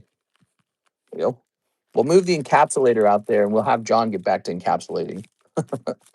Hey, John, I'm in Hawaii now. Let's snip this. No, I do like Hawaii actually. I think about Hawaii, but the taxes are just so damn high. It's too bad they don't even have like moderate taxes, but anywhere that's really nice to live, they always charge a ton of taxes. Puerto Rico's an island though. Ooh, true. Puerto Rico's interesting. It's a state that it's a territory that is still sort of developing, and I don't think it's receiving as much investment and opportunity as some of the other states. It's a great place for a vacation, probably. I've never been there, but I've seen a lot of videos of it.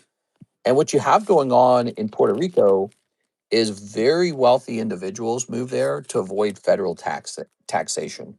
Now, I had AI look into it, and it said my business model would not benefit from that. It says because we sell our product primarily to the here you are, Dodrio. Because we sell our product to the the United States, we would not be eligible for dodging federal taxes. So that's what it said. The nature of my business means it would be impossible to avoid federal taxation. Here's Onyx. So I would say at that point, I'd just be looking at really overpriced houses over there because the good houses in Puerto Rico are really, really expensive. Because again, rich guys move there to avoid taxation.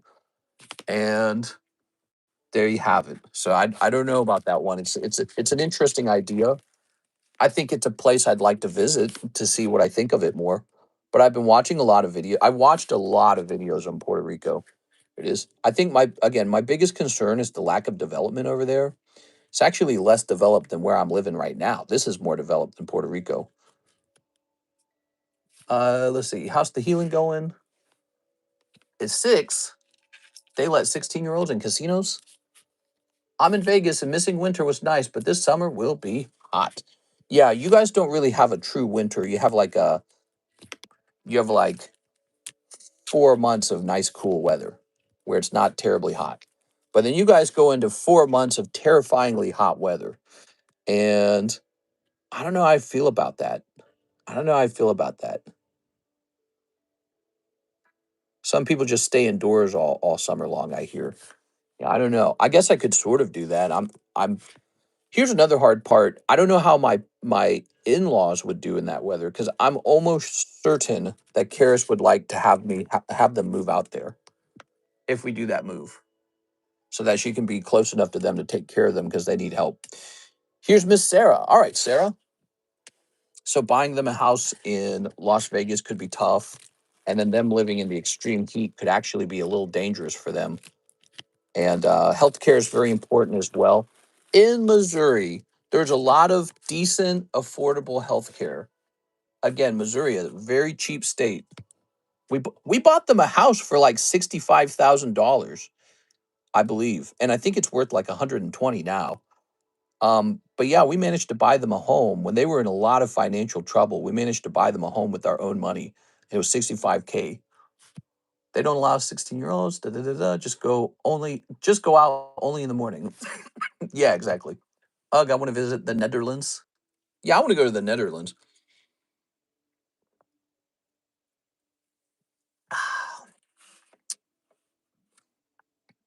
Mr. Dreadslayer, I heard that they just burned down a building in the Netherlands. Some protesters did. What do you think of that? This says cross the BGS for the black label. Whoa. Really?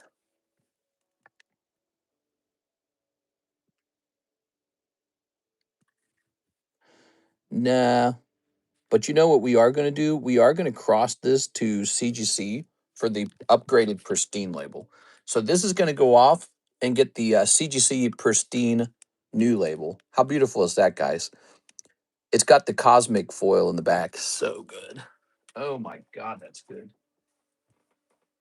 That is good. Okay.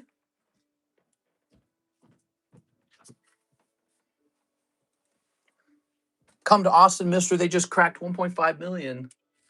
I did go to Dallas Fort Worth for a very quick vacation.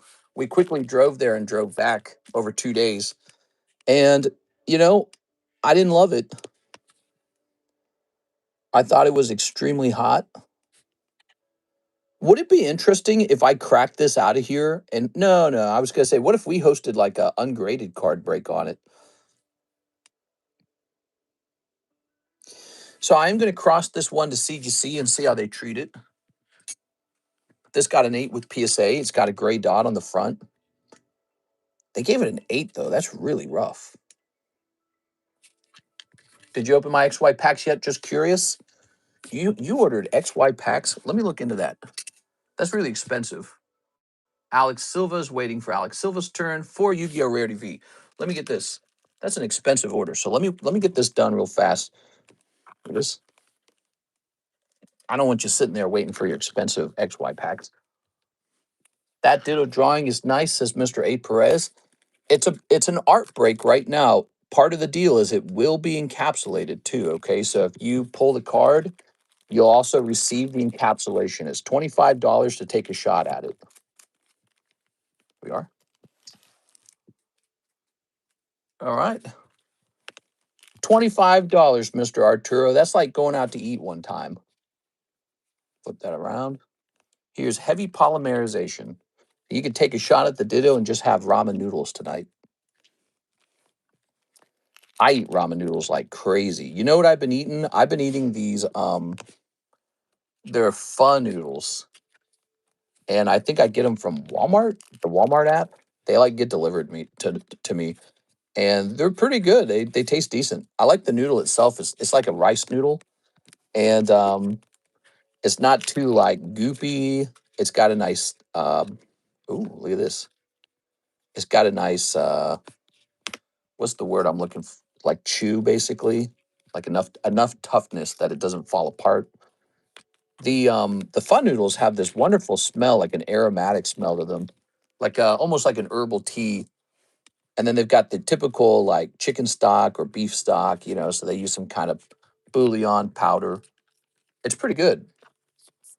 That's such a bad suggestion, telling someone to buy Pokemon cards over food.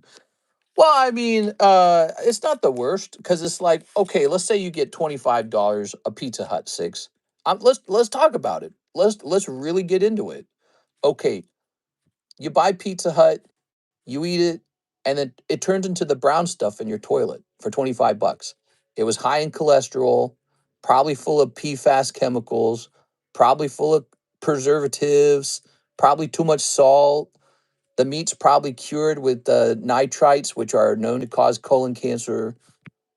So, okay, so if you skip all that and you just stay home and make like some rice and gravy or whatever, or some noodles, it's not actually that crazy of a suggestion, is it? That's not crazy because you're just turning when you eat food like Pizza Hut or Taco Bell and it costs you 25 bucks, it literally just turns into the brown stuff later. You're literally pooping your money out into the toilet later. That's real. So it's not that crazy, is it? All right, Mr. Alex Silva, let's grab this. It's literally what I do. So I'm not suggesting to people something that I don't myself already do. I love eating noodles. I love knowing when I eat ramen that it costs like $2. That's one of my favorite parts of eating ramen. So that's actually just how I live. I could go show you my pile of ramen if you want to see it. I got a ton of it. Let's see. Ugh. What do we got? Here we are. It sounds really bad. McDonald's is good, but it's bad for you. $25 worth of cheese for 6. McDonald's sounds good. No, dude, McDonald's sounds terrible. What are you talking about? If I had to have fast food, I'd get an ice cream from Dairy Queen. And it would still cost $25 somehow, by the way, because it's so overpriced. All right, Alex Silva, thank you so much. Okay, tossing this over here.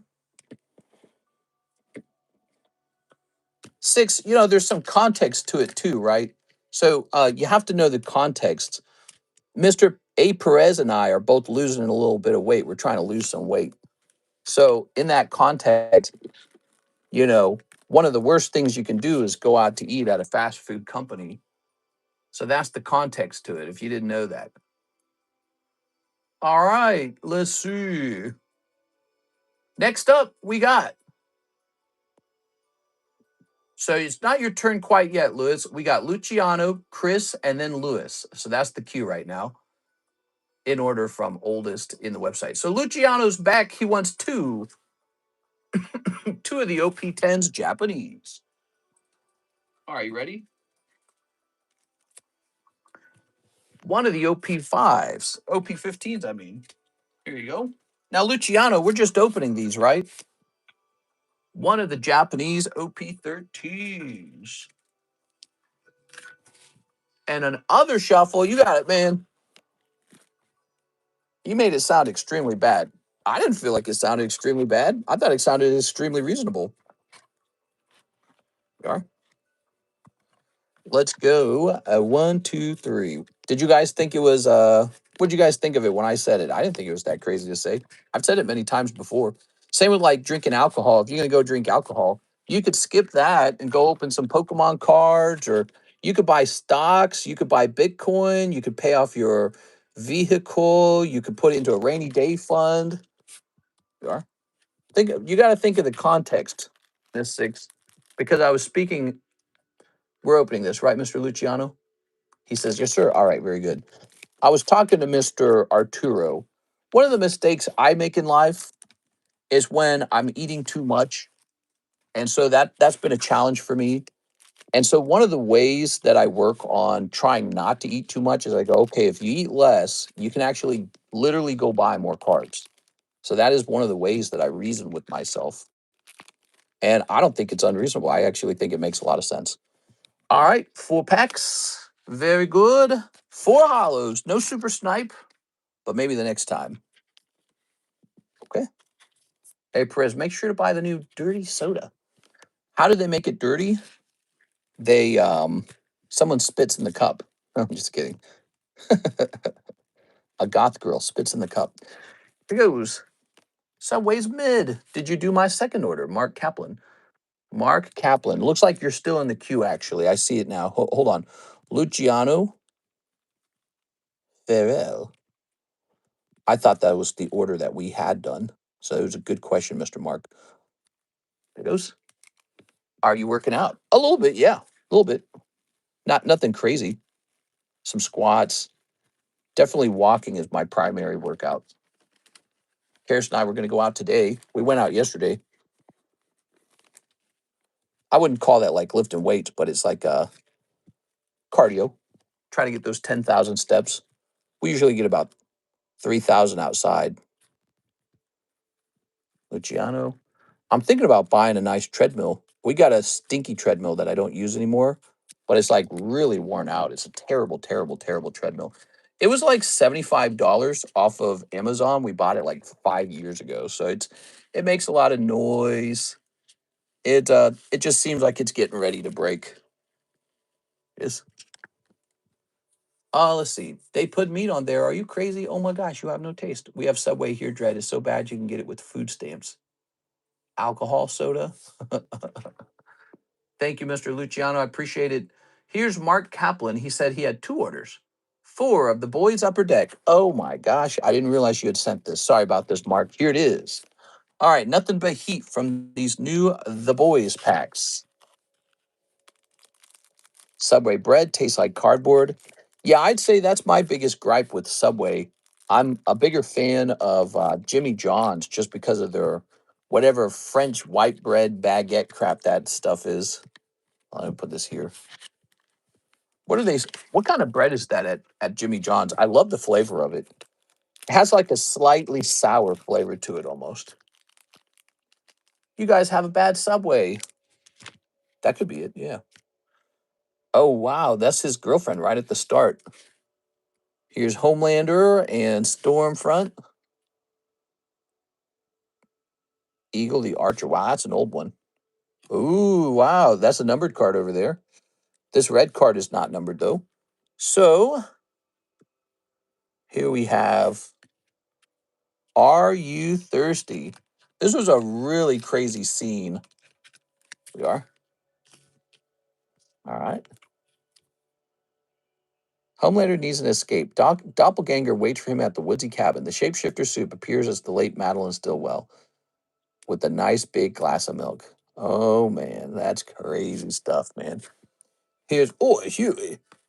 Okay, we got Huey. Subway bread is considered cake. So much sugar. There we go. I think Subway's just super mid. Not only are they mid, they're expensive too. Noir. Shockwave. I just wanted to make my dad proud. Lamplighter. Oh, is that Ryan? So they have Ryan. All right, very interesting.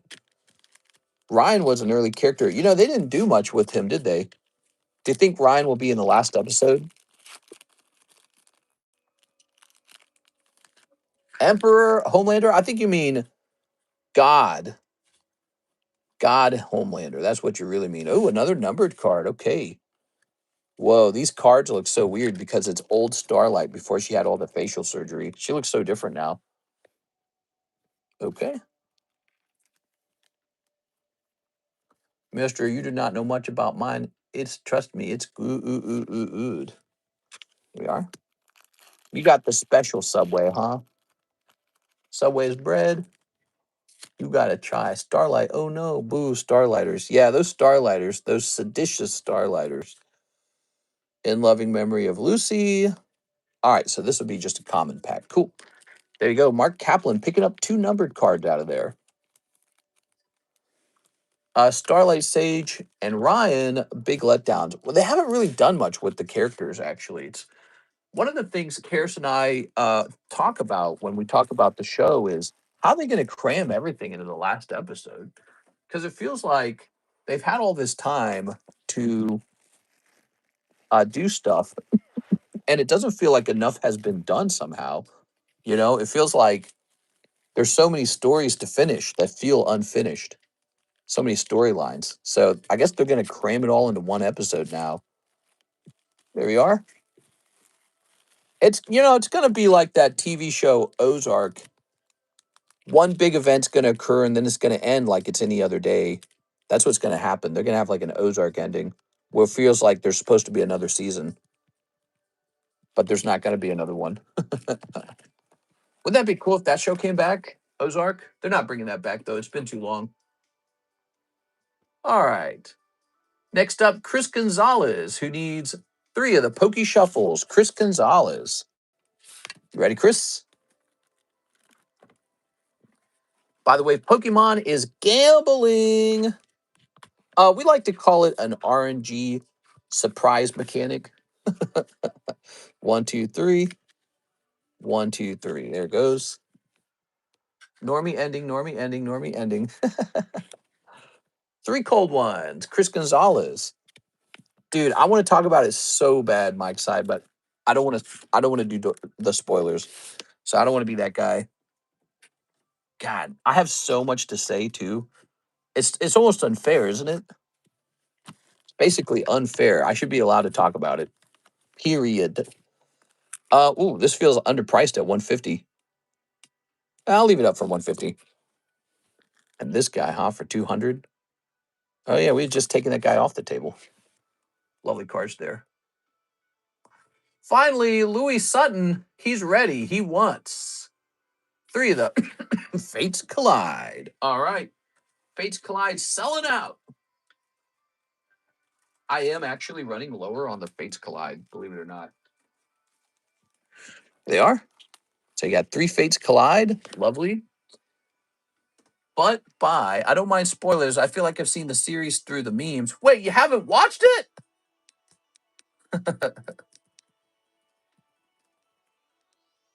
How's Fates Collide doing? Let's take a look at Fates Collide.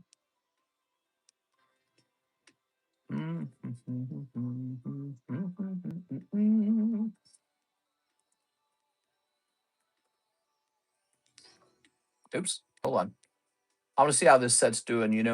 We got to do price checks on these because I think everything's rising. All right, so our price is fine. Let's keep selling them. Bro, I'm in season 1 finale. You're in the season 1 finale? Oh, you got a long way to go. Ready? Okay. We just kind of destroyed this pack. Ready? Louis, are you watching? Oh, Louis. Where's Louis Sutton? Oh, man, there's another boat going by. Man, people are out playing in their boats. It's Friday. It's summertime. Coughing. Cottony. If you want to watch me have a wank, it's going to cost you a tenner. Butcher the Homelander. Here's Larvitar. Here's Vullaby. Coughing. And oh man, if that had just been like a hollow Lugia, I think this Lugia, he can only be reverse hollow in this set. Is that right? I can't remember. Man, that Lugia is a good card. So here's your reverse Coughing. He looks really nice. How good is he? Oh yeah, he looks real nice. And then we got Wormadam and Dew Ocean. I haven't seen it. Might be my weekend. There we go. And now we're at 61 viewers, everybody. Kind of a lower viewership, it feels like. Here's Solosis, Cottony, Minchino, Whismer, Meowth, Mr. Mime. We're doing a viewership bounty these days. So now it's about hitting a top viewership to activate a giveaway.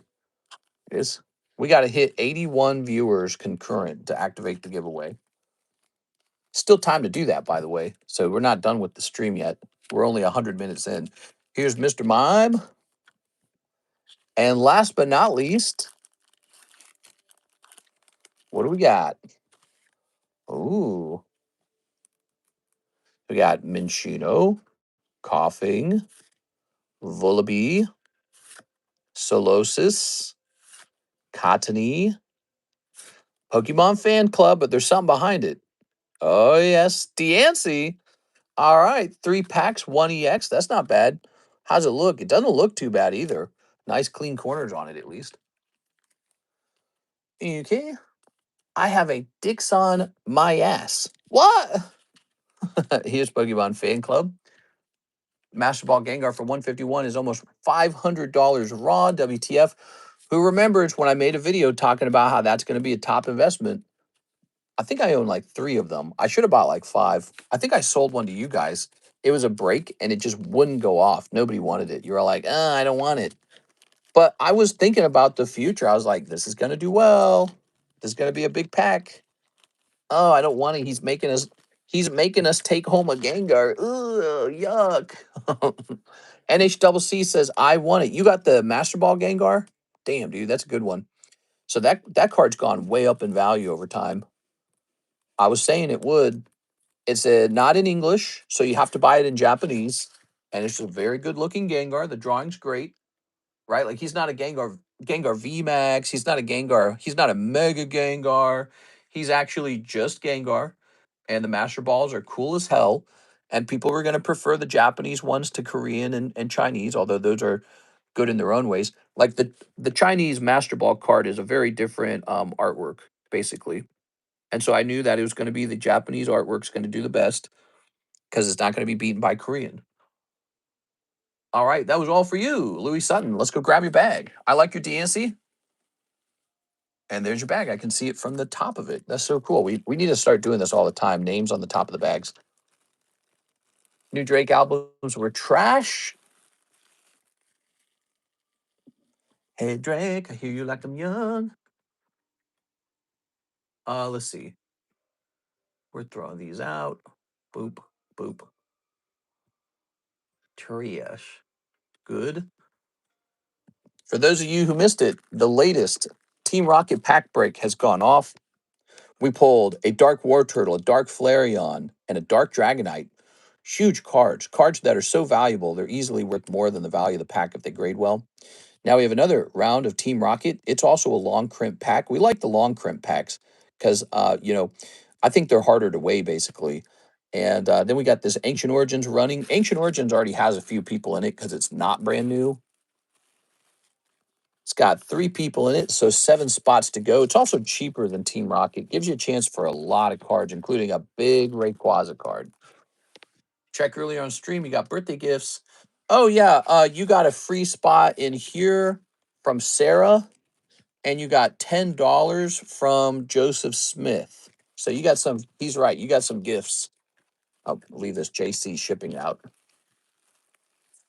Just joined and heard, oh, Drake, you like him young, and spit my blanket and drink out. Hey, Drake, I hear you like I'm young. Don't let me catch you on cell block 1. Sergio says, pre-grade Dragonite in Machop, and I should probably send Flareon to CGC for an error slab. Is it an error? I don't actually know. All right, so let's find your bag. So we want some pre-grades in here.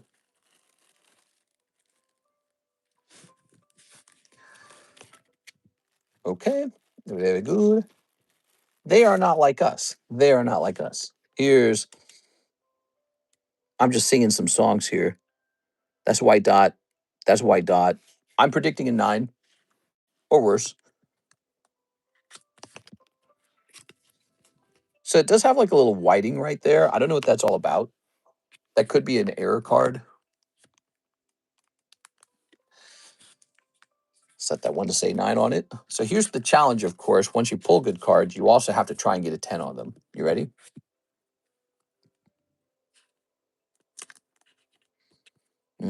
Oh, this card has an issue with the corner up here.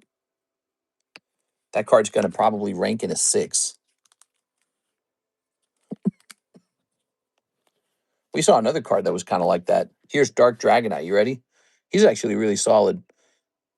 Okay. He's got like a fuzz on the top of the card. I don't know if you can like remove that a little bit. Damn, he's got a little nick too. Look at that. Same deal. You know, that happens with these old booster packs. I think they get like dinged or something like that, and it affects some of the cards inside. All right. Dark Dragonite also having a ding on the top. So what I can recommend is perhaps you could roll those issues out and they would grade a little bit better. Maybe they will have a shot at like an 8. Dark Dragonite in an 8, probably still worth your time. But if you send this to PSA as is, they're probably going to do 6. But you can probably roll that out to a certain degree. Afterwards, this card is pretty nice. The centering's not bad. It has maybe a white dot down here. This card, if you repair that edge, it might have a shot at an 8. I protect 10 if you send something extra, you know what I mean? Hey, Drake, I hear you like them young. Oh, man, tough grades on these, huh? All right. I'll set this here. Risen Rose. What's up, Risen Rose? Even when you're doing well, guys. Well, that's why we also host breaks on cards already graded 10. So remember the Oddish, the Hidden Legends Oddish went off. That was a vintage common card. And these aren't terribly easy to grade 10. Let's grab your cards. We'll grab your baggie. Thanks again. Y'all mad. Appreciate it. TCC gang. There we go. Put this up here.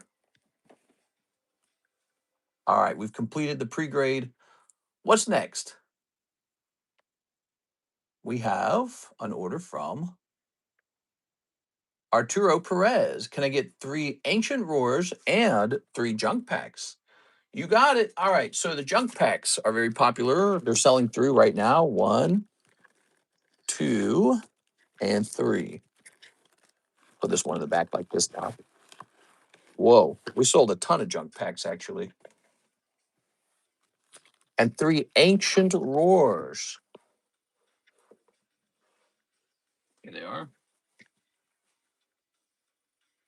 1, 2, and a 3.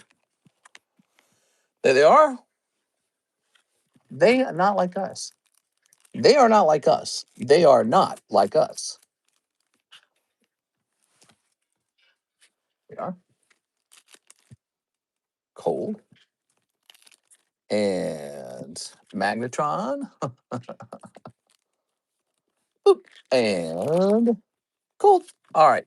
Nothing spectacular popping out of that ancient roar this time, Mr. Arturo. Let's take a look at these junk packs. Junk packs.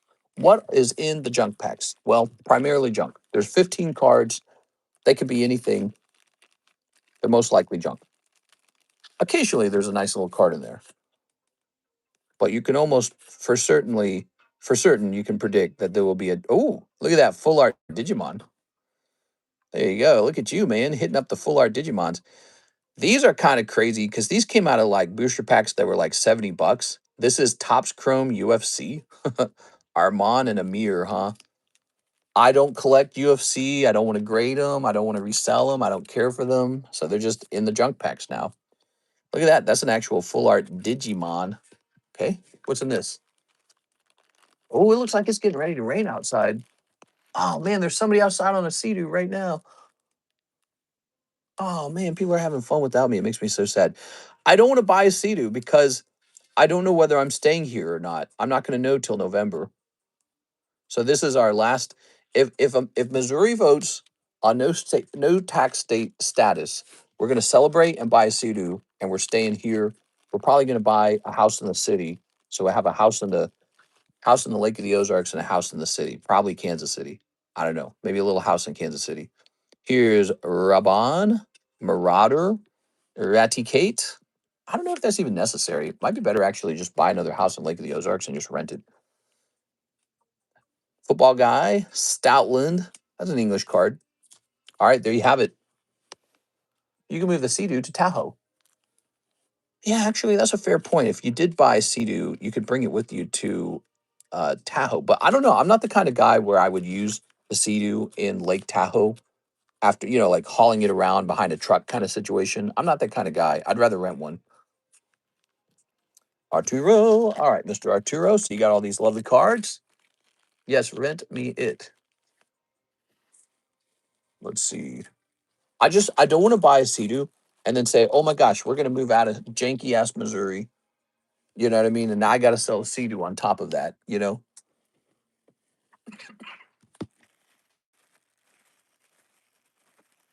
Missouri that loves taxes and hates being tax free. Did we give you a box, Arturo? What did we do with you? You had a lot of stuff. You had a lot of stuff, Mr. Arturo. Did you need a new bag? Wait, did you ship Mr. Arturo? I'm trying to remember what we did with you last.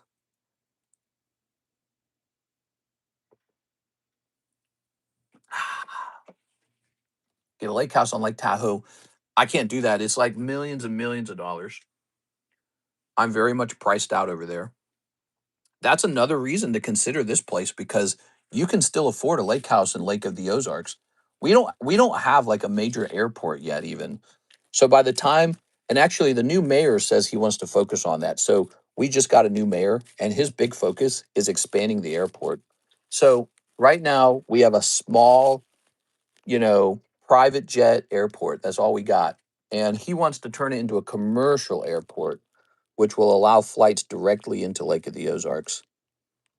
I've seen you can charter like a Airbus or something like that, but it was pretty expensive. Is is Chaos Rising supposed to be like Crown Zenith? I don't know. It's a good question. Thank you, Mr. Arturo. I gave you a new bag. Mr. NHCC, let's use that birthday money for a giveaway on a box of your choice, Dan to Dan or Oshi 1 or 2, whatever. Make it for the queue. Minimum for $15 purchase. Thanks for the wishes, TCC gang. Oh, that's sweet. So NHCC is going to take this bonus and he's going to use it to buy a booster box. And then he's going to give away the booster box, which we're already giving away a slab for you. So I tell you what we will do, Mr. NHCC. So we'll finish this giveaway for today now. Here it is. We're going to finish this giveaway now. You guys ready? Type in NHCC right now. And then we'll host this giveaway for the nighttime stream. We always do 2 streams per day. And you said choose a box out, Dan to Dan or Oshinoko. Good question. I don't know which one of the two, but we'll pick one, okay? Do you think being a landlord is worth the stress and expense if tenants mess up your place? What I'm actually more scared of is a tenant falling down a flight of stairs on their way to the lake. or a tenant literally dying in the lake, you know, maybe on the dock, maybe the dock killed them somehow. And that would expose me to probably a wrongful death lawsuit, could be worth millions and millions of dollars. So we have insurance for that. And we have to make sure that the houses are all separate LLCs with no connection to me, to make sure that the only thing they could sue for is the property itself. All right.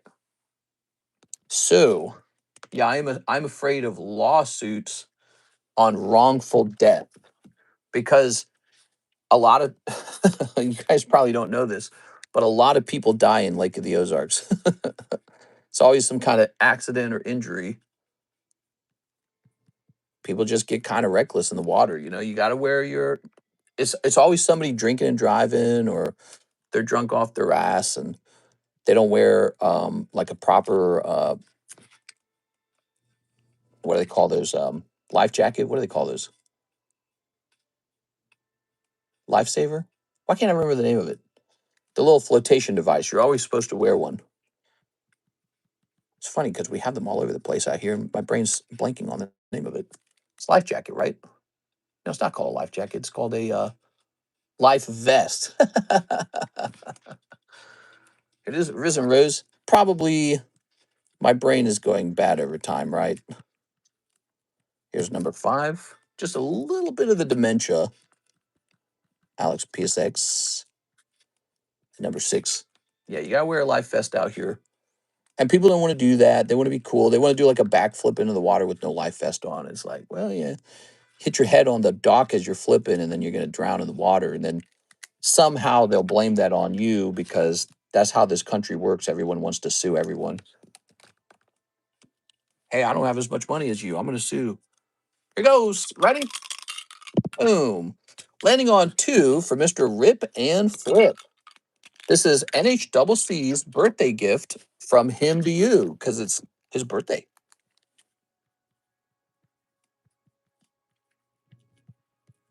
Rip and Flip, 5.26. There you go. Life preserver. You could call it that too. But anyways, people are real dangerous out here in the water. And so there's like a whole flight of stairs, like 3 stories of stairs to actually get down to the lake. So you got to be fit enough to get down there and fit enough to climb back up too. You can't fall down the stairs or collapse on the way up or anything like that. You gotta be careful. Okay, so for tonight, Mr. NHCC is hosting a booster box giveaway. Join me if you guys would like a shot at that box. I don't think we're gonna hit the viewer bounty tonight or today. Do you guys think we're gonna hit the viewer bounty? We're at 58 viewers. What years are the Marvel Impel packs? We have the original Impel Marvel Series 1. I don't know the exact year of that, but it's really old. Miss Six, she says, give me an Ascended Heroes. So I'm going to give you this one, Miss Six, but the price on these have changed. So these packs will now be $20. Okay, they cost a little more. I apologize for that. We are. I don't exactly like it myself, but these packs have moved up in price because the restock price on these have moved up officially. It was just a matter of time. Here's Staraptor and Spectrier. I sent the rest. Oh, I was just going to let you have it, Six. I wasn't going to worry about it. Okay, for the queue, Mr. Spread the Packs. For the queue, spread the packs. Oh, you don't want it to be like a one box giveaway for the whole audience. And I remember now, you said in the note, it's for people who place a minimum $15 order. You got it, man. All right, that's how we'll do it, okay? That's how we'll do it. But let's save it for tonight. Okay, let's see. I was going on autopilot. Hey, Mr. I have a Siggy side with you, and I'm gifting it to NHCC. Can you name the slab? Is it going to be like in the shipping area? Okay, let's see. What's the next order? It's 455. No orders in the queue.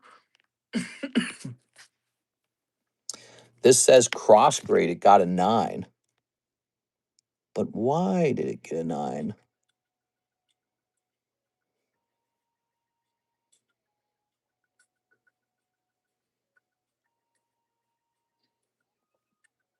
Looks pretty good.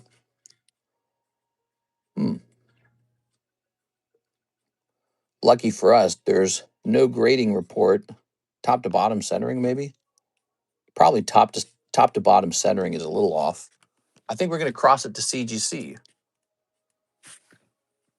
Oh, I was about to work on that Umbreon too. Okay, give me a second. It's a heavier, has a Siggy he'd like to give away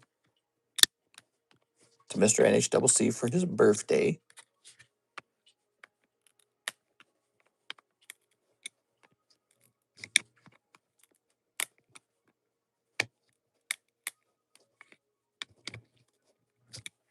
That goes, good.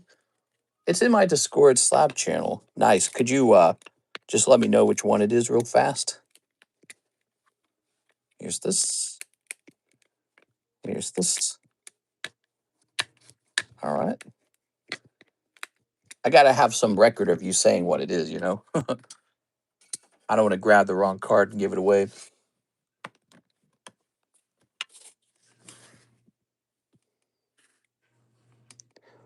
Well, now that just looks perfectly clean. Wow.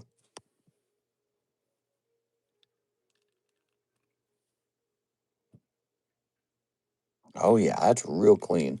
So the best explanation is top to bottom centering was too off. We're going to try for the regrade. This one looks pretty borderline.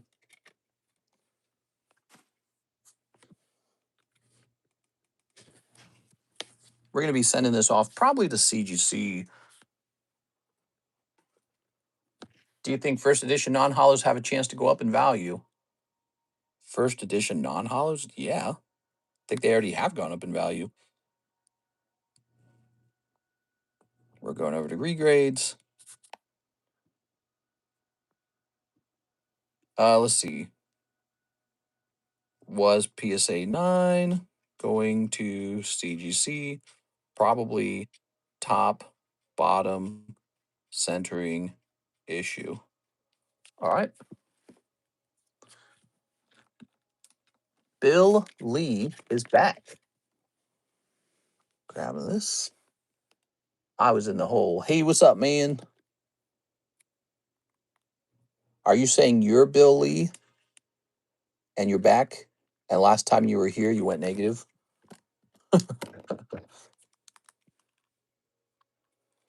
Okay. See, you see? Good. Did you guys watch my short where I opened up that the cool deck of cards? The starter deck? Goddess of Victory. All right, let's go over here.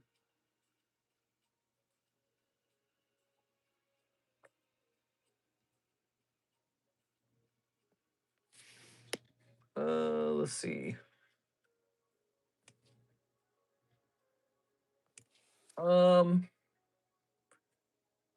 Okay, it's the really hard to see one, huh? She's got a little hat and a little tie, and it's $100.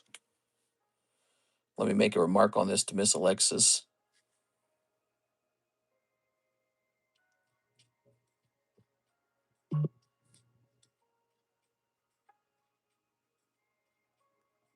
Goddess of Victory.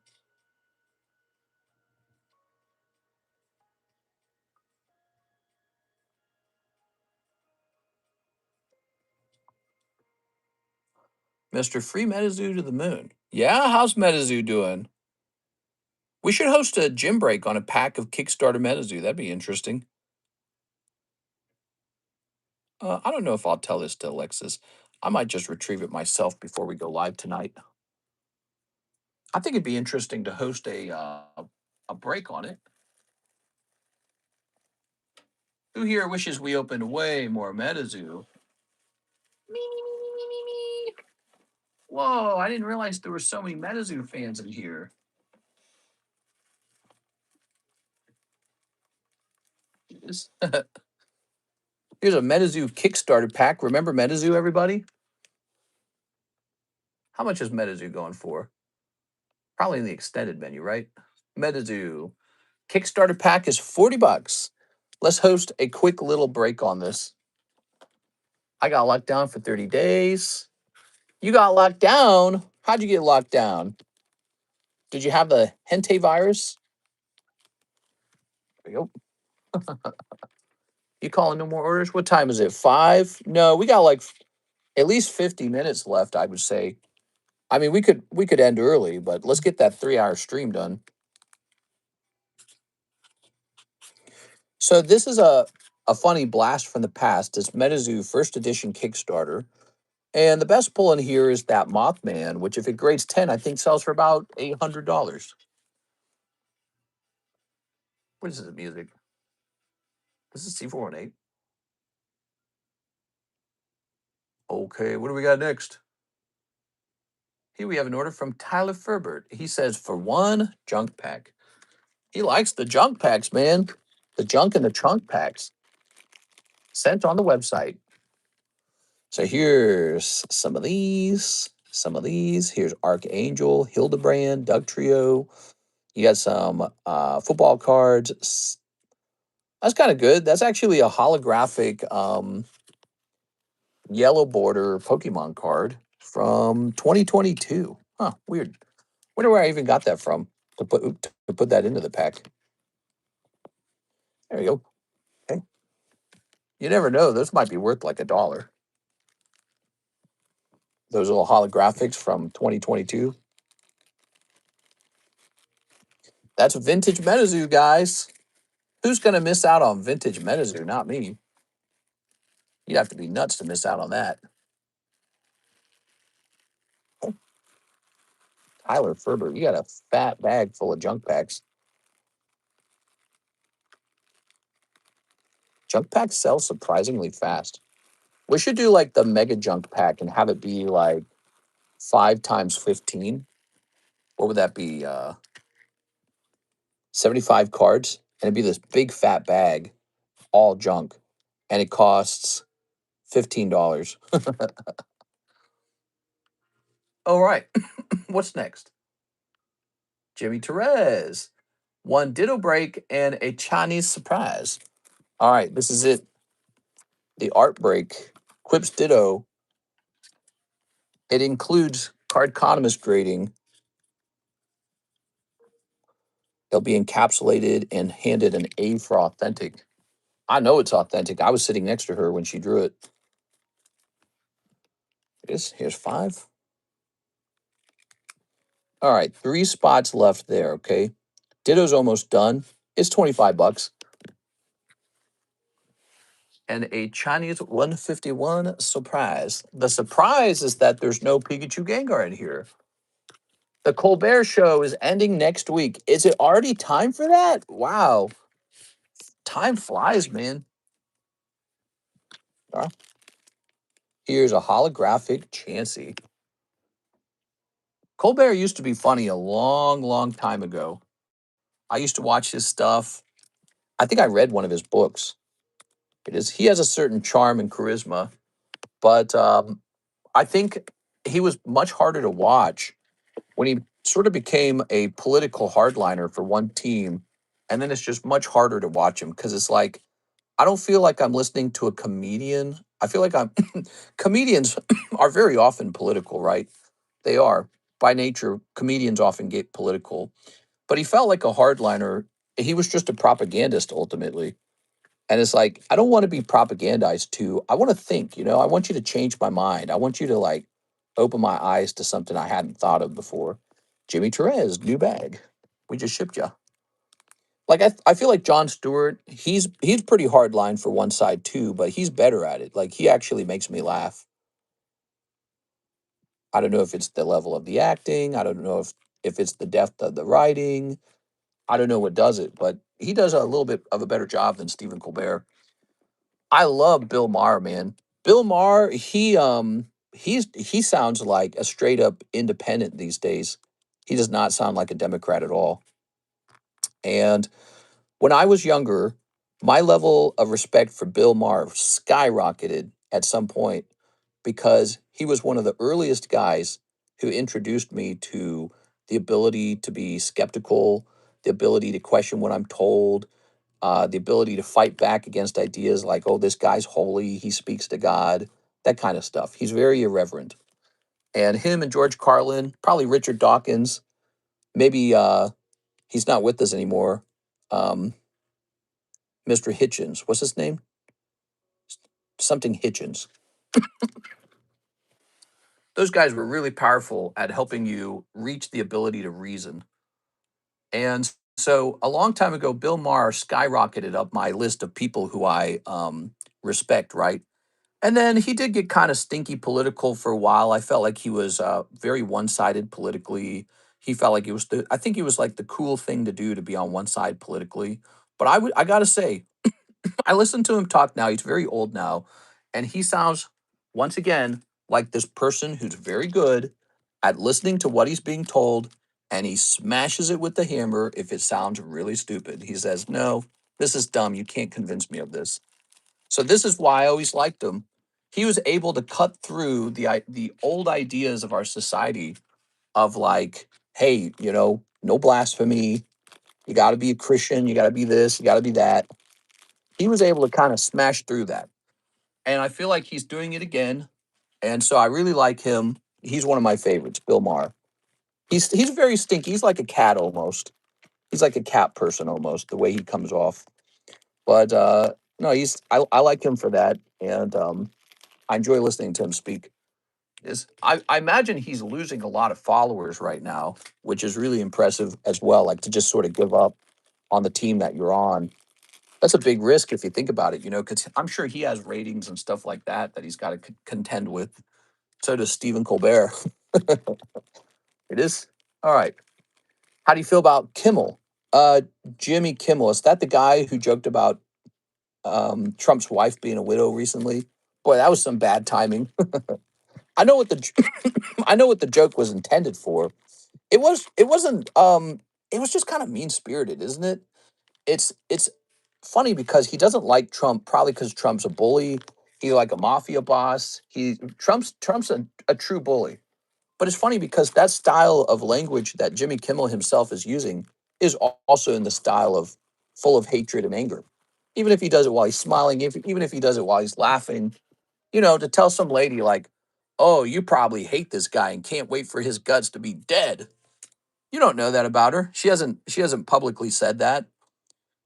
Um, but so it's almost like a wet dream or a fantasy that you have that, oh, their marriage must be so bad. You don't know any of that. You'd have to prove it, I guess. I don't think it was very strong comedy. It didn't make me guffaw. But the timing was very bad because then you had the attempted suicide, not suicide, attempted assassination right afterwards. All right, here's Mr. Ooh, how do I say this correctly? Let's say Mr. James. It says 2 packs of Harry Potter. Put it into Tyler Ferbert's bag. Is that Tyler Ferbert's bag? Am I reading that correctly? All right. It looks like it's Dizia James. 2 packs of Harry Potter. All right, you got it, man. That's my husband. All right, very cool. Mhm. All right. So we've got these 2 packs of Harry Potter, and the lucky man, Mr. Tyler, is going to open up these 2 packs for you. Let's see what it looks like. Or you're going to open them, and he's going to have them get sent home in his bag. So 1 and a 2. My wife ordered 2 Harry Potter packs. Very cool. All right. Tossing these over here. Harry Potter. Dobby's pregnant.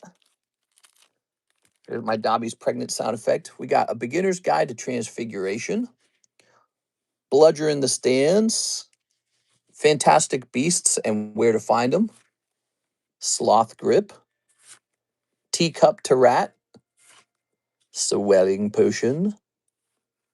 I hold these diagonally because sometimes they're like a horizontal card. Transfiguration, Quidditch, Frog Spawn, and Eel Eyes. And here's Good Night Sleep. All right, very good. That's pack number 1. Mr. Still Live. It's 5:10, but it is a Friday, so we have to get this done. All right. Very good. Heard they're making a remake of Harry Potter. I saw it. I don't know how I feel about it. If other people like it, it's all good. I don't care. It's not the biggest deal. I grew up with the good Harry Potter, the original Harry Potter, bro. Fantastic Beasts and Where to Boom, Fantastic Beasts and Where to Find Them. Teacup the Rat, Screech Owl, Dog Bane Potion, Butterfly Weed Balm, Swelling Potion, Charms, Potions. Let's see if you get a holographic, because that's what you want out of here. So if you've never seen these, Miss Dizia, the goal is to pull a holographic. There's a holographic maybe every couple of packs, maybe like 3 or 4 packs. Here's a Lapifors. Beater grabs the snitch. And that's the last card. That's your rare card. So Beater grabs the snitch. Sounds like a pun. No hollows in those 2 packs. If you went deeper, you might run into the hollow. And the hollows are pretty good. They're like highly desirable. And Tyler Ferbert's got a pretty fat bag. We're gonna start up a second bag. OG Potterheads know what's up. Let's see. Go Get Us says to censor someone because of their views or comments is wild. Yeah, everyone's got an opinion on the subject of censorship. I think that it is against the law to call for the killing of the president. Isn't that against the law? And so, again, the timing of his joke was just pretty bad, actually. He insinuated, Trump's going to die soon, and Melania was going to like it. She's going to be happy because of it. And then right after he makes that joke, like within 24 hours, there's an assassination attempt. So the argument is going to be something like, well, all this rhetoric, too much rhetoric. Let's not joke about let's not joke about the president dying or something like that. And there has been a lot of, stuff like that where there's been people saying, maybe something like, how about the one comedian lady? This was in his first term. Do you remember this crazy lady where she held up like his bloody head or something? It was like a prop head. And it was just like he had been beheaded or something. I don't know. It was just nuts or something. You watch and you're like, oh, wait, dude, what am I looking at? But so there's been some stuff like that and you don't really forget it. And so it gets, maybe when you hear jokes like that, no matter how close to the line they get, they're like, "Ooh, how close can I get?" It feels like it falls into that category of, yeah, let's call on him to die or something. And that's how it sounds, It sounds a bit like that. Here's Nicholas Pacheco, which maybe if you hope he's dead, you don't mind. Nicholas Pacheco says 4 of the heat wave arenas. All right, you got it. Kathy Griffin, that's right. That's right. Kathy Griffin. It's been illegal. It's been illegal to call for the killing of the president for a long time. That's an old rule, and you can actually go to jail for it. So that's been true for multiple presidents for a while. And that's because America has kind of a violent history of murdering presidents. It's happened a couple times, not just presidents, but other political figures. And it's just something that happens around the world too. Political figures in Mexico get assassinated. Shinzo Abe in Japan got assassinated. There's a lot of examples of it. Ooh. So when it comes to freedom of speech, calling for violence is not tolerated. So, that's one of the things that you're not free to do. And he didn't call for like Trump to be killed or anything, but it's just the timing, I think. The timing was real bad. He made a joke about Trump dying and then a guy tried to kill him right afterwards. All right, Nicholas, let's go grab your bag. I think part of it is that it's how the show is presented. So the show is actually it's a publicly broadcasted show. So the federal government itself broadcasts the show and it has a bunch of like legal agreements for what you're allowed to say. In general, it's like you must promote good things to the public. You're not allowed to, promote, bad behavior or something like that, call for violence. So his show is not privately aired on television. It's publicly broadcasted. And so the federal government has the ability to say, well, we're not broadcasting you anymore. We don't want to. We think what you're doing is bad for the people or something like that. So that's the argument they're going to make. So when people talk about, censorship this, censorship that, it's like no one really has a right to the federal government's broadcast. You can go publish Jimmy Kimmel on YouTube all day, but the federal government can say, you don't really meet our standards for the quality of content that you're putting out. Here's Bill Lee. And then, so that's also kind of like getting close to that line of censorship. Like there's an argument to be had back and forth there. All right, 3 prismatics and 3 ascended. It's an interesting conversation, I guess. All right. Honestly, I don't think Jimmy Kimmel's doing any um favors, in my opinion, for his side of the political spectrum. I don't think you listen to Jimmy Kimmel and then as a swing voter you say, "Oh yeah, now I want to be more like him." But I don't know, maybe that's naive of me to say that. But I've listened to his jokes, and the problem is they just kind of like they're mid. Like I said, like Jon Stewart's way better at it. Jon Stewart's probably the best Democrat comedian where his goal is political commentary for the Democrat Party, and his stuff actually comes out kind of funny. So I like Jon Stewart. He's pretty good. Stephen Colbert, it's like the jokes just aren't hitting, they're just not making me laugh. Nighttime stream going to be horizontal? Yes, sir. Oh, mister, you never heard of the EBK? Oh, I've heard of them, baby. I don't know what the EBK is. 3 ascended. Bill Lee. Welcome back, Mr. Bill. Here we are. Tossing that. All right. Nah, a joke is not a threat, though. It's an interesting conversation. It's an interesting conversation at the very least. All right. If you're broadcasting a show on federal broadcast, federally controlled broadcast, should you have a Republican comedian who jokes about Obama dying? And you'd go, maybe that's inappropriate. Maybe he should just do other jokes. Like make fun of the policies or something like that, right? Make fun of the policies, make fun of the way he looks, make fun of his cadence, but maybe don't joke about the president dying because there are people trying to assassinate him. You know what I mean? That's a conversation to have. Again, it's not about you with your private company that you own broadcasting privately to your platform. It's about do you get to broadcast these jokes on the federal broadcast? That's the conversation. Let me go grab some more prismatics.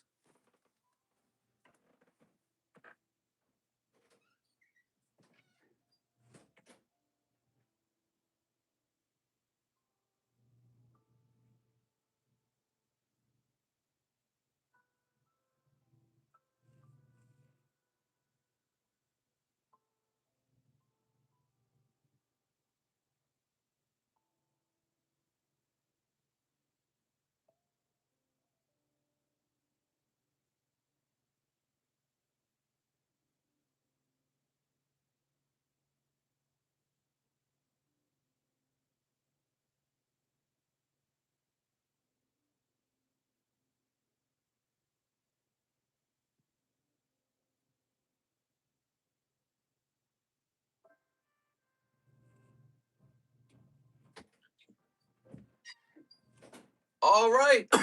Excuse me. Whew. Whoop. All right, more prismatics for the prismatic machine. Let me have a little cough here. There we go. Is the dark energy still available? Yes, it is. Dark metal energy is still up. Stephen was funny back during the Bush era. Exactly. He was funny back then. I actually agree with you. He was good stuff. Would you vote for Colbert in 2028? I don't think I would. I'm sad that he's working on Lord of the Rings because it's going to be terrible. It's going to be so bad. It's going to be another Disney Star Wars. The good guys are Democrats and the bad guys are Republicans. That will be the story, 1000%. All right, here goes.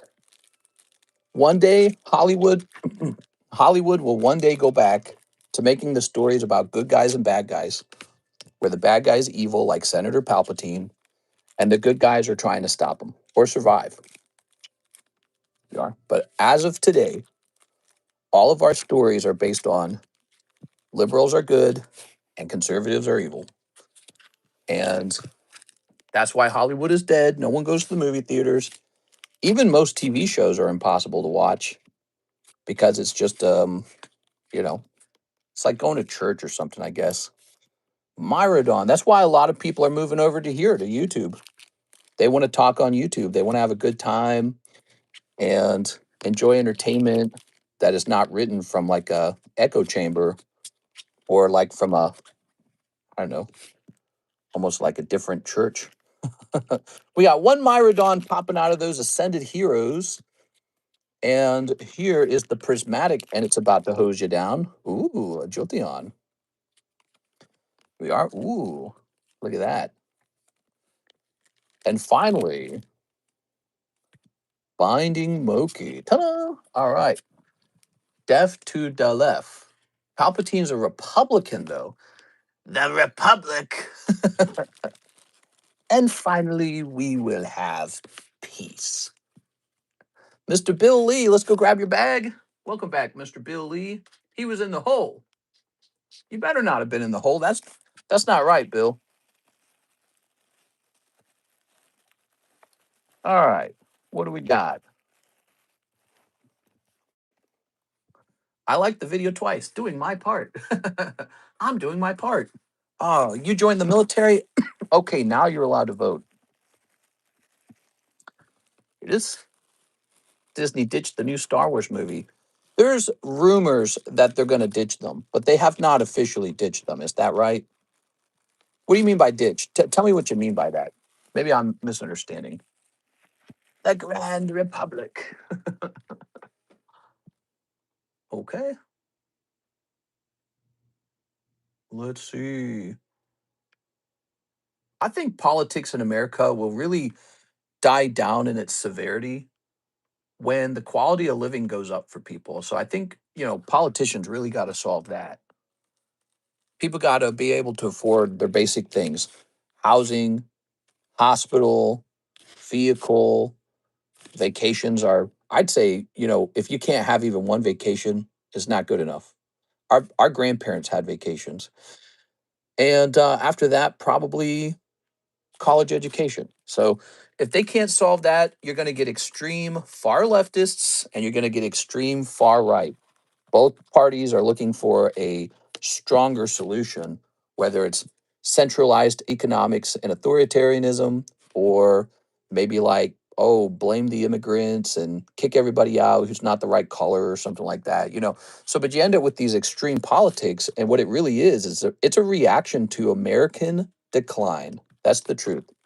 It's a reaction to a decline in the quality of living, a lack of purpose, a distrust in our leaders, dissatisfaction in the outcomes of our wars. Uh, you know, America is still got a bright future in front of it. I just think our leaders have to do a good job. And we have to be good at picking good leaders too. I think if you do pick an extreme leader, it's like an overcorrection, in my opinion, right? Wow, that Xerneas looks amazing. Look at that, guys. Okay. And cool. Different timelines is the rumor. Kathleen Kennedy is gone. Yeah, Kathleen Kennedy is gone. Stick a chick in it and make it gay and lame. We are. You could basically summarize all of the bad Star Wars as Kathleen Kennedy was behind it. Maybe there's a chance for Star Wars to turn a new leaf, a new hope. Boy, it looks like it's about to storm outside real bad. So we're going to have some stormy Friday weather, huh? That's the hit. How many packs of the Harry Potter do you think I need to get to get the hit Black Snape? Oh man, you're probably going to need to open up what day is Juneteenth? Is that the 14th or the 17th? I was going to say like I was going to say like 6 plus the number or the day or whatever. The 1 liter. All right, let's see. I was trying to do a clever reply. I couldn't get it. 19. Yeah, you're going to need probably 6 and 19 packs. The power of one, the power of many. Hey, what's up, Femslayer? Here's Nick Meyer with the big order. Dark Energy Slab Away. Whoa, whoa, wee, whoa. All right. We were talking about that one last night. And I was sharing my thoughts on how that's an incredible card because the price of a whole pack of Team Rocket these days is pretty much 1640. And to think you're going to open a pack and just pull a 10 out is absolutely crazy. Almost no 10s ever come out. That's why this is only pop 17, and that's true for just about all the reverse hollow 10s. So good deal, man. You got one, locking it in. Not too long ago, this card was a bit cheaper, and I think it just goes up like all the other Rocket Returns cards that are literally exploding in price right now. All right. I'll probably regret selling this one day. We're going to slab away. Now we're going to copy this baggie because I believe it's considered a, oh, it's a money bag? Okay. I believe it's considered a mega slab away, right? We're going to say May 26th, Nick Meyer. We're going to say money bags. This one's going to say PSA 10, black metal energy, reverse rocket returns, 1640. You sent 300 in for it. So 280 get applied to it. Okay. It's still only $20 down to start a slab away. Pretty good, huh, guys? Okay. 1,360 remains. Boom. All right. There you go. That was one of the best cards on the table, guys. It's one of the best ones. Very good. Team Rocket Grunt, 1 live custom and 2 Poke Shuffles. Don't let me forget tonight, NHCC hosting a box giveaway, booster box giveaway. Don't let me forget that. All right, Team Rocket Grunt, good luck. That TRR rev me off break. I hit, jumped. 1, 2, 3.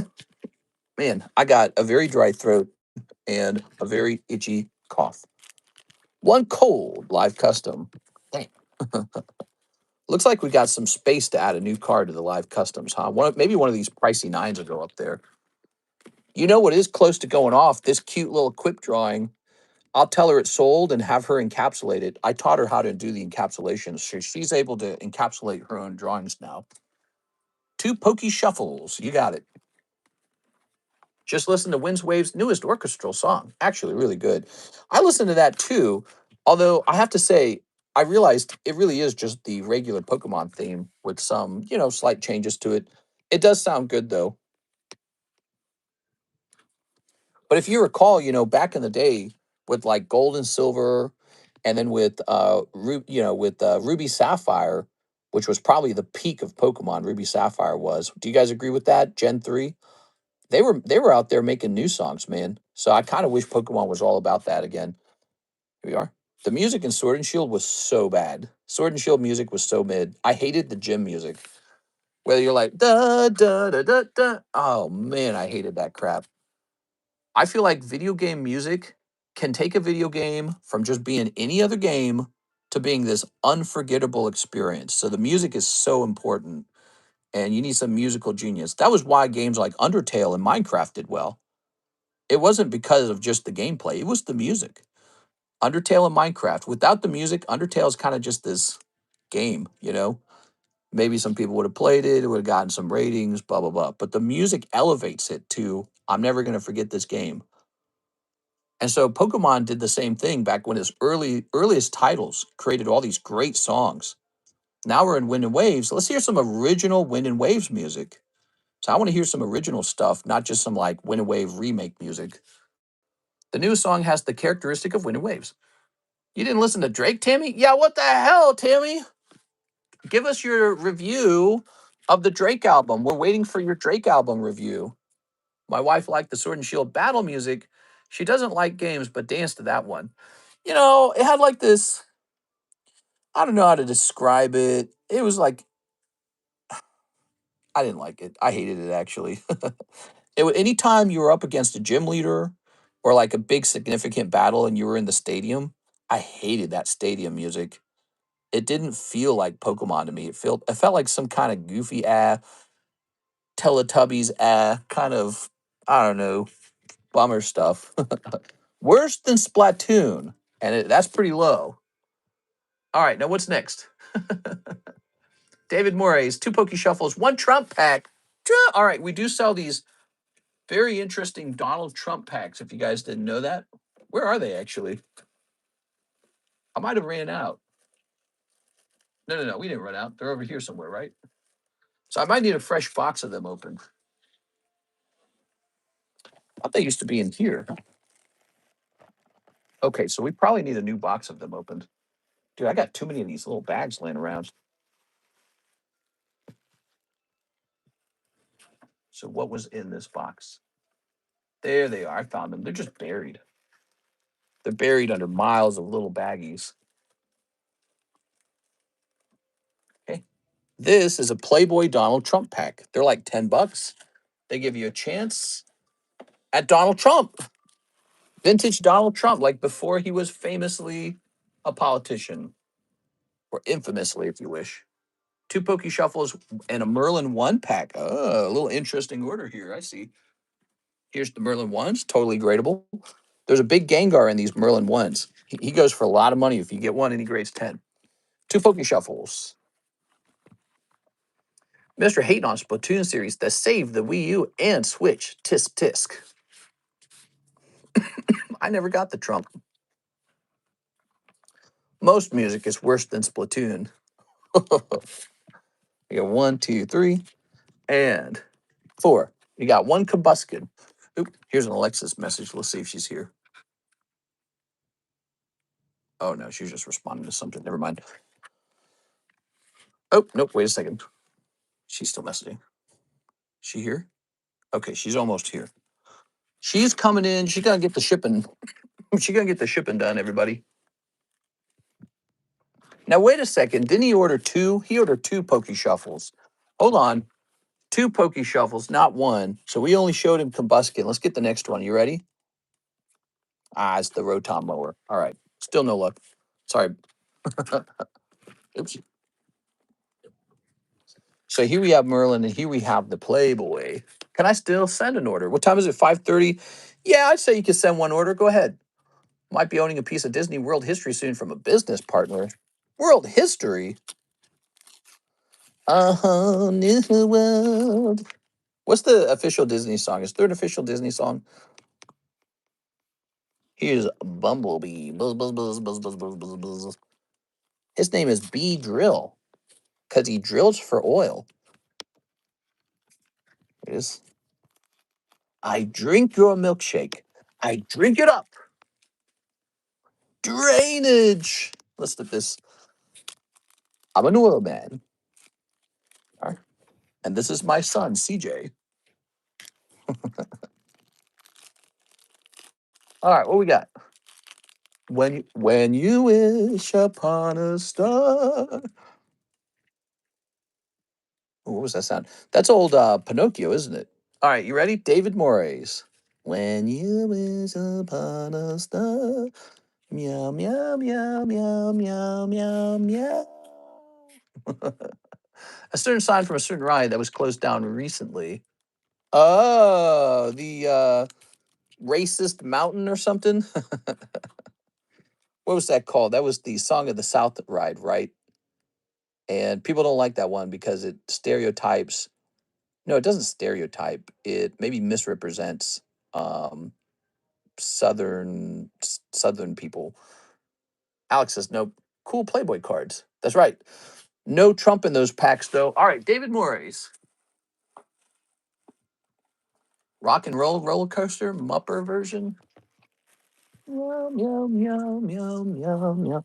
Look, David already pulled one. Here it is. This is the vintage Playboy cover of Donald Trump. Now, this was printed back in the 90s, and I think the Playboy cover is from like the 80s. No, this says that this exact copy is from March 1990, and the Playboy card was printed in 1995, 5 years later.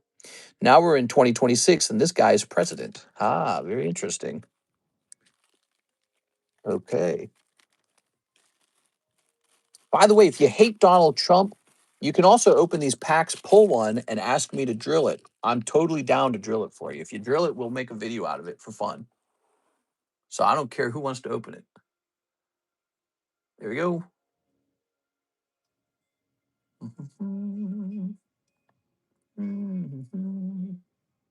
I don't see any more orders in the queue, so we're just waiting for Mr. Team Rocket Grunt. And why don't I grab another slab now? Here it is, the Umbreon. So this Umbreon got a PSA 8. The biggest issue I see with this Umbreon is the gray dot right there. I'm going to regrade it. I'm going to see what happens if I send this off to CGC. It's expensive enough of a card that it's worth a shot on the regrade. And it'll teach us some stuff too, you know, because if we send it off to CGC and they decide they don't care about the gray dot, then we know when we miss a PSA 10 from a gray dot that we're regrading it with another company. Because a lot of these poker cards have that gray dot. If you guys like how I open my slabs, this is how I do it. I don't like to lift the slab up very much until the entire thing is just completely loose. This method, I feel, lowers the chance of damaging the card. All right. If this upgrades into a CGC 9, it's still kind of okay. I do think it has a shot at that. That's the only reason we're going here. It might have a chance at a CGC 10. Meow, meow, meow, meow, meow, meow, meow. As always, we're going to document. We are going to document this regrade because we like to understand what happened and how each company is different from each other. Was PSA 8 has a gray dot on the front. Can't see any other issue. Going to CGC. I feel like some of the companies don't care about the little gray dot as much. It's just a part of the card. So we're going to see what happens here. Of course, if we sent this back to PSA, it might come back a better grade. It might come back PSA 9. Like, why did PSA give this such a harsh grade anyways? PSA, please submit again. Next up, we have Joseph Smith, and he says, 1 Trump pack. You got it, man. All right, good luck. Oh man, we need some space for all these stupid bags. I got too many bags here. It's hiding in this box. Joseph Smith. PSA keeps getting sued. That sucks. I don't like lawsuits. Sometimes they're necessary. It is. It is to settle a dispute, but I don't like lawsuits. I don't know what they've done recently that would get them sued, but here goes. Playboy. Playboy. Playboy. Playboy. Whoa. Foxy grandma here, guys. These are real women from the 1980s.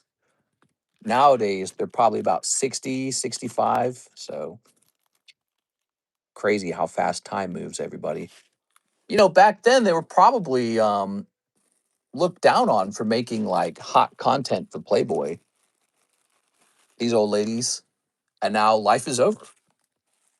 Life just went by that fast. Like, who even cared?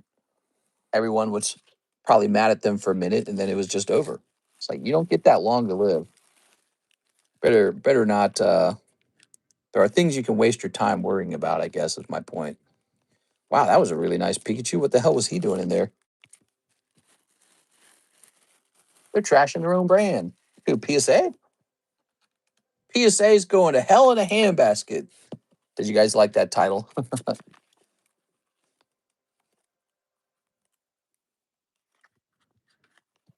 Nope. I don't have to, Tyler. I use my imagination. So these cards need to be sent off to PSA, these Mario cards. None of these are going to grade very well, unfortunately, but they're still cool. These are vintage Cardos Mario cards. I paid like $125 for them all.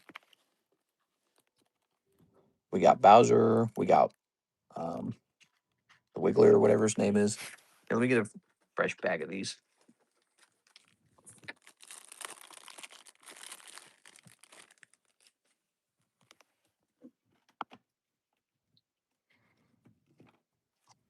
Okay.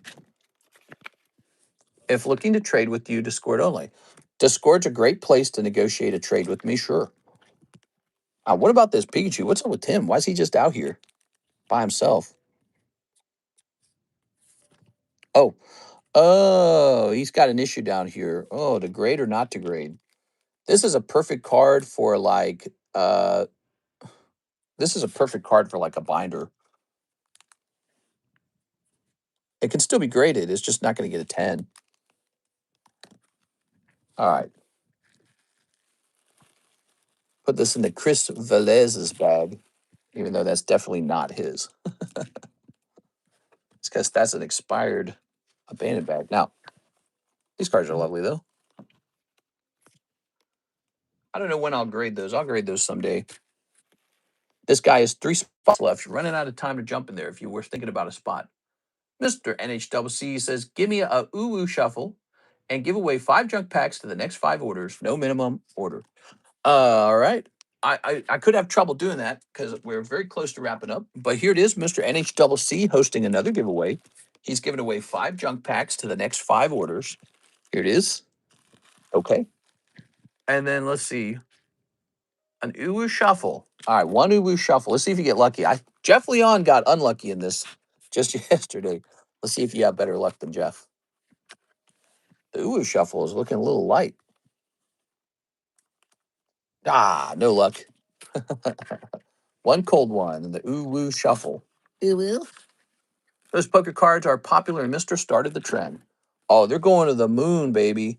Those cards are so cheap right now. When you compare them to Top Sun and poker cards have the exact same artwork, except Top Sun reached its high price because it was accidentally believed to be the first card set printed. Now, PSA correctly identifies them as 1997. And guess what? Poker cards are 1996, baby. Red and green poker deck is literally older than Top Sun. And it was printed by Nintendo, not Top Sun. So I know that the Pokemon hobby has Top Sun wrong and they've got poker wrong. They should be in the opposite places. Poker should be super expensive, not Top Sun. And there's guys who already bought a bunch of Top Sun and they're like, oh, I'm only doing Top Sun. All right, Hunter Tipton, 3 Merlin sticker ones. Well, Mr. Hunter Tipton, did you know you're getting this for free from Mr. NHCC because it's his birthday? So I can tell when the market's made a mistake like that. Ooh, you got a little Stunfisk. All right. The menu says Gril Slabs. That's right, Gril Slabs. I think I just updated that, didn't I? Let's get 3 Merlin sticker ones. We got 1, 2, 3. We'll say from NHCC on this.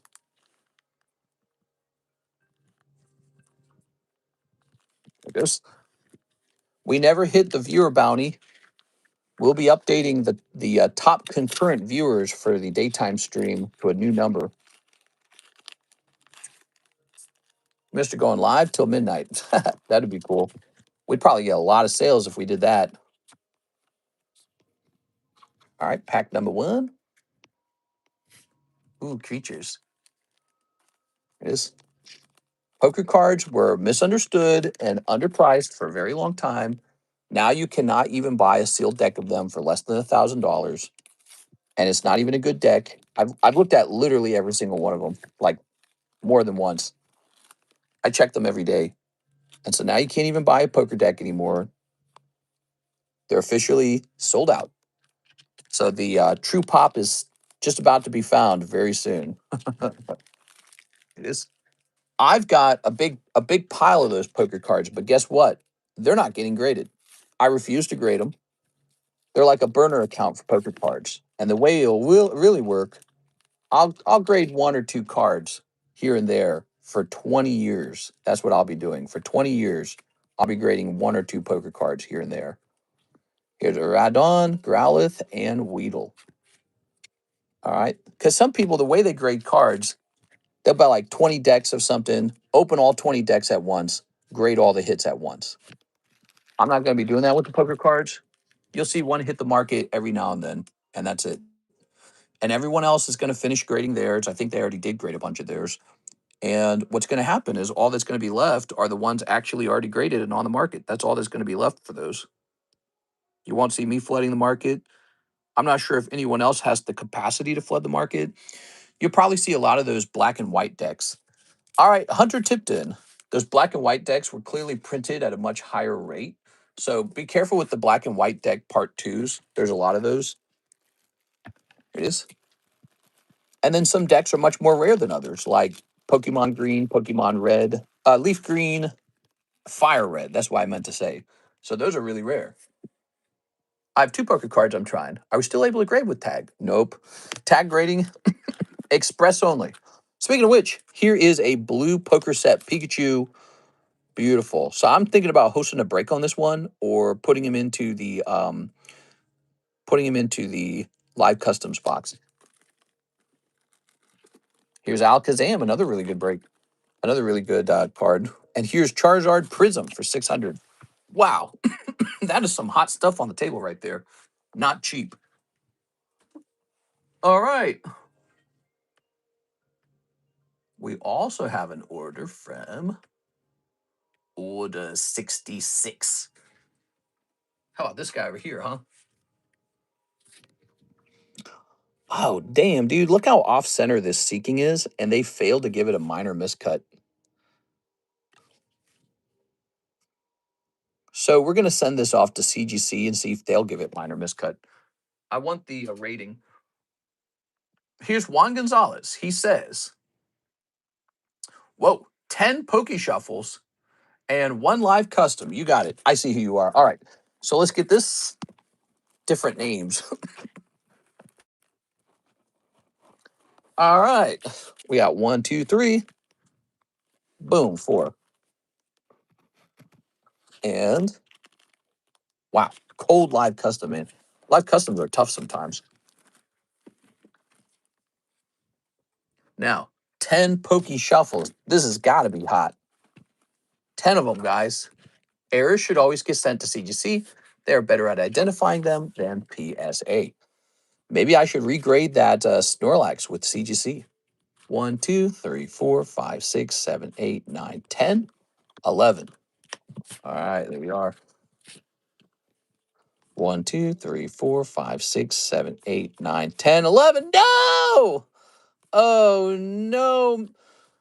You've experienced a true cold round. Holy. That's supposed to be somebody else's round, not yours. All right, we're putting you in the second chance box, man. Sorry, man. It's rigged. That's a bad round. It happens. It's like a full-on burn. I'm sorry. All right, you're in the second chance box. The second chance break is a $100 slab. You can only get into the second chance break by having a true cold round. Hey, but you do get one of these from NHCC.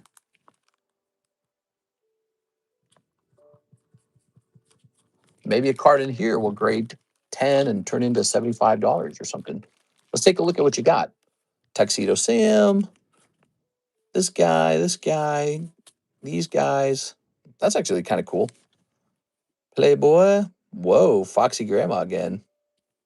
Some football. All right, that was real tough. You were probably due for a tough round like that. I bet you make it up later on. Maybe not today, but maybe one day. You're just doing too good, in my opinion. For this RNG was coming for you. Who's next? We have Mr. Luciano. Luciano says, one of the Ascended Heroes and 1 Prismatic. All right. One of these and one of these. That's a mega oof. I feel like Eric already read that. I'm going to be grading with CGC because PSA is going to be blocked up, and we're going to look to CGC to help us with that. I think I might also send a submission out to NGC, the coin company. I'm going to get some coins graded there. Actually, no, I don't have to do that because now we can do that with CGC as well. So I think I better get a CGC coin submission done as well. All right, Luciano. You're going to see some CGC cards up on the table soon. Ooh, that's nice. You got Black Mage. That's not bad either. Here's a little Metazoo. Here's some Dragon Ball. Here's a Hitmonchan, Togedemaru, some Disney, and another Playboy card. All right, just what the doctor ordered. That's called a junk pack. Those are $3 per pack. They're just made out of random crap. Random crap that I'm never going to grade. Doesn't mean it won't grade 10. In fact, a lot of it probably will grade 10, but I'm not going to be the one to grade it. Here goes. I don't trust PSA to send my Mewtwo. Here's Mystery Garden, Reshi Ram, Counter Game. Really? I still grade with PSA. I don't mind. And PSA's #1, man. That's why you got to wait 6 months for your card to come back. Here's a nice Lugia out of the Prismatic. That's not bad. All right, stop saying it's rigged. There it goes. Yeah, you're supposed to say it's wigged. It's wigged! Luciano, thank you so much. Let's go grab your bag. That's Louis Sutton. Here's Luciano. All right, we got you. A couple of these. Too many scandals where people are getting wrong cards and PSA's breaking them. Here we are. All right. Good. Yeah, but that's always been the case. There's always been problems. Can I have shipping? All right, so Alexis is here and she doesn't have it. I'm gonna put it at the top of the stairs. Okay, guys, we didn't have any new shipping, right? Let me go grab the box for her. All right.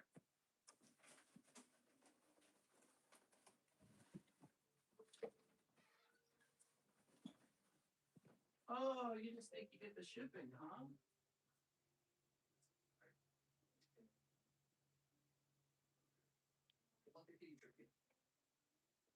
Oh my God. All right, there we go. She's got the shipping now. Oof. Who's next? Mr. Luciano's done. Spoiling myself for my birthday. You're having a birthday? Everybody's having a birthday. I'm having a birthday. Well, look at all those likes, man. 61 likes. You guys are the best. All right, NHCC. He says another Uwu shuffle and give Mr. Juan another shuffle for his cold round. All right, you got it, man. Ready? Grab this. Oops. There's not a lot of cards left in the Waifu shuffle. We got one cute girl, but it's also cold. Let's see if the next one would have been hot. You ready? No. How about the one after that? No. How about the one after that? No. How about the one after that? Yes. There's the hit.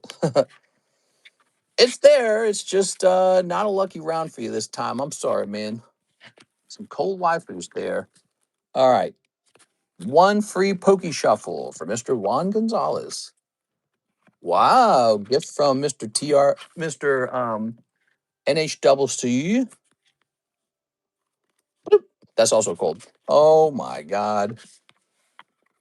All right, there it is. Some tough rounds in there, guys. Notice we also have a product called the Other Shuffle now. What goes in there? Other stuff that's not Pokemon and stuff that's not waifu cards. We've always got that floating around. One Piece, Gaifu's, Star Wars, Lord of the Rings, just weird stuff. Dang, I for no luck. Sorry, Juan. Yeah. Let's see.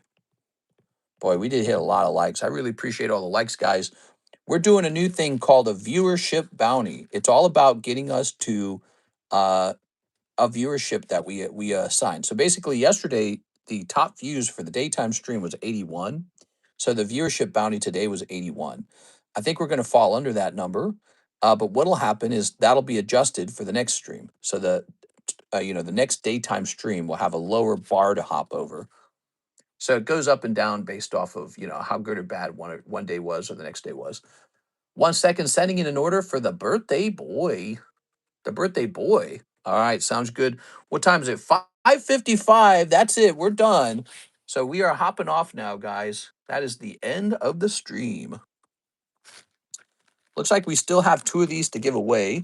So we'll be giving those away tonight. We also have a booster box to give away, all compliments of Mr. NHCC for his birthday. Mr. NHCC, let me increase this now. You gave away what? 5 packs of the junk packs. That's $15. So you get 35 for that. You gave away like $50 for a booster box, right? So that's going to be $85. And then you bought a $5 Poke Shuffle. That's going to be $90 total. So you've given away $90 total today. That's pretty cool. Sarah Dusenberry gave away $40.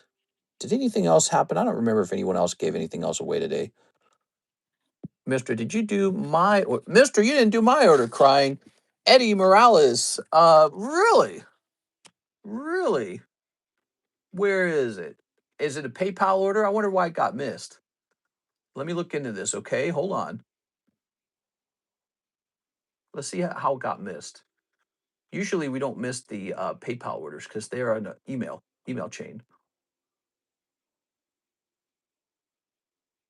Could I ask you how you paid?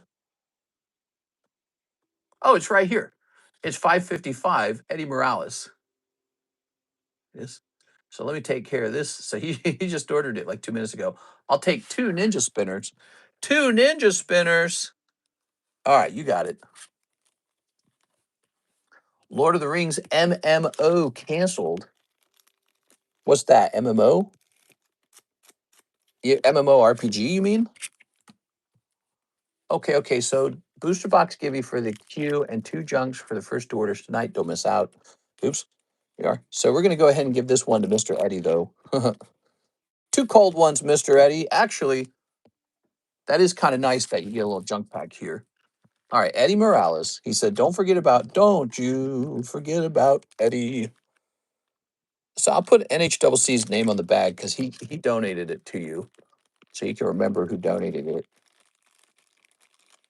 Junk packs are a pretty easy thing to donate, aren't they? They're you can be very generous with them, essentially, is what I'm saying, because you can give a lot of them away.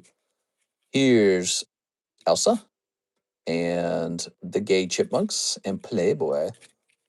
So you can impact a lot of people.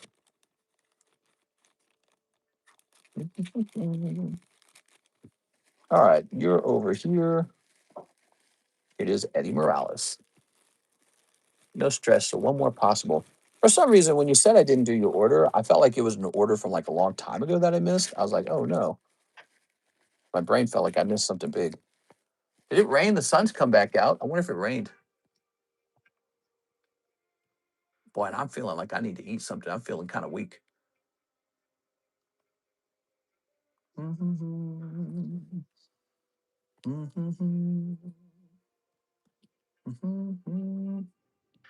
Mr. Team Rocky Grunt had a tough time today. Sorry, Team Rocky Grunt.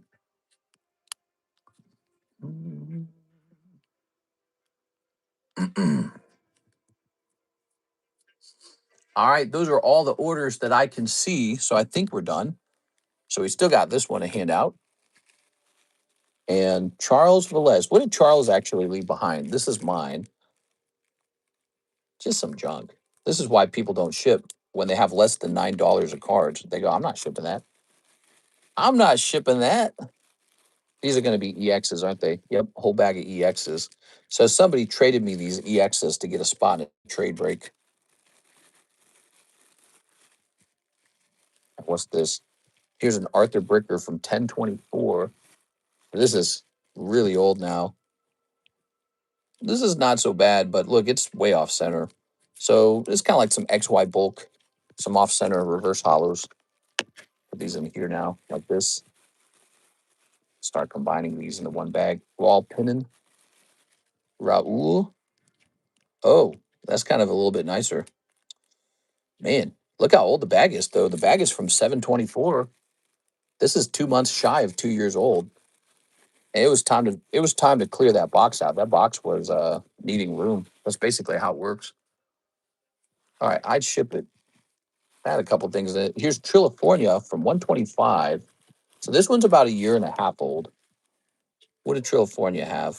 Bunch of EXs, Iron Moth. Ooh, Pikachu. Oh, he's way off center though. Never mind. He's kind of nice too. He's bottom thin. All right. Ooh, the Pikachu's kind of nice.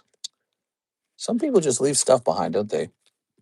California from 125. Why do you do it? I wonder why I did it. That's a year and a half old. Crazy. All right. People abandon cards. They've been doing it for 7 years. And when we make junk packs, some of it's just cards we got out of those bags. Some of the cards are great or just stuff I found in a junk pack. All right, guys, that's the end of the stream at 6 p.m. I had a great time with you all. If you don't want to miss the nighttime stream for Friday, smash the subscribe button, and YouTube will let you know when I go live. Tonight, I expect probably some movement on this guy. He's got 3 spots left, so he's close. Expedition Kingler is stuck at 2 spots. This has made a lot of progress over time. It's all the way up to 13 out of 24. 11 spots remain. So this could be the star of the show tonight. We have a brand new Rocket Pack running now, and that could take a while. Rocket Pack, pretty expensive. The last one had a Dark Dragonite in it, and it was not a heavy pack. Maybe this one's a heavy pack. Ancient Origins almost halfway filled. The booster boxes did not have any movement tonight. However, the Pokey Shuffles and the Live Custom have had a lot of movement. It's obvious people really like those right now, so those are very popular. So tonight, we'll be pricing up more slabs. Look at all these slabs. We didn't really get to work on this too much. We were busy enough with the orders. But look, some of these, like maybe I'll just sell this Perfect Darkrai. I don't know. Cross grade. Look at that. Is that even supposed to be here? I think I'm just supposed to keep that Snorlax. What? This is my Snorlax. I pulled this Snorlax myself in a different rip and ship. It was an international rip and ship gentleman who I'd met, and he pulled this for me, and it ended up grading 8. I remember this. And then look, this is a nice 9 Cardos Charizard, and I was probably telling myself not good enough. And now we're in a new time period where 9s are pretty good. We're keeping both of these. PayPal order. Oh, Mr. Hunter. Okay, I was waiting for that. I'm not seeing it. Mr. Hunter, it's not in. Man, I gotta go. I should have said no. All right, let's see. It's over 6. Supposed to be done at the 180 minute point. Let's see. Mr. Hunter Hobbies.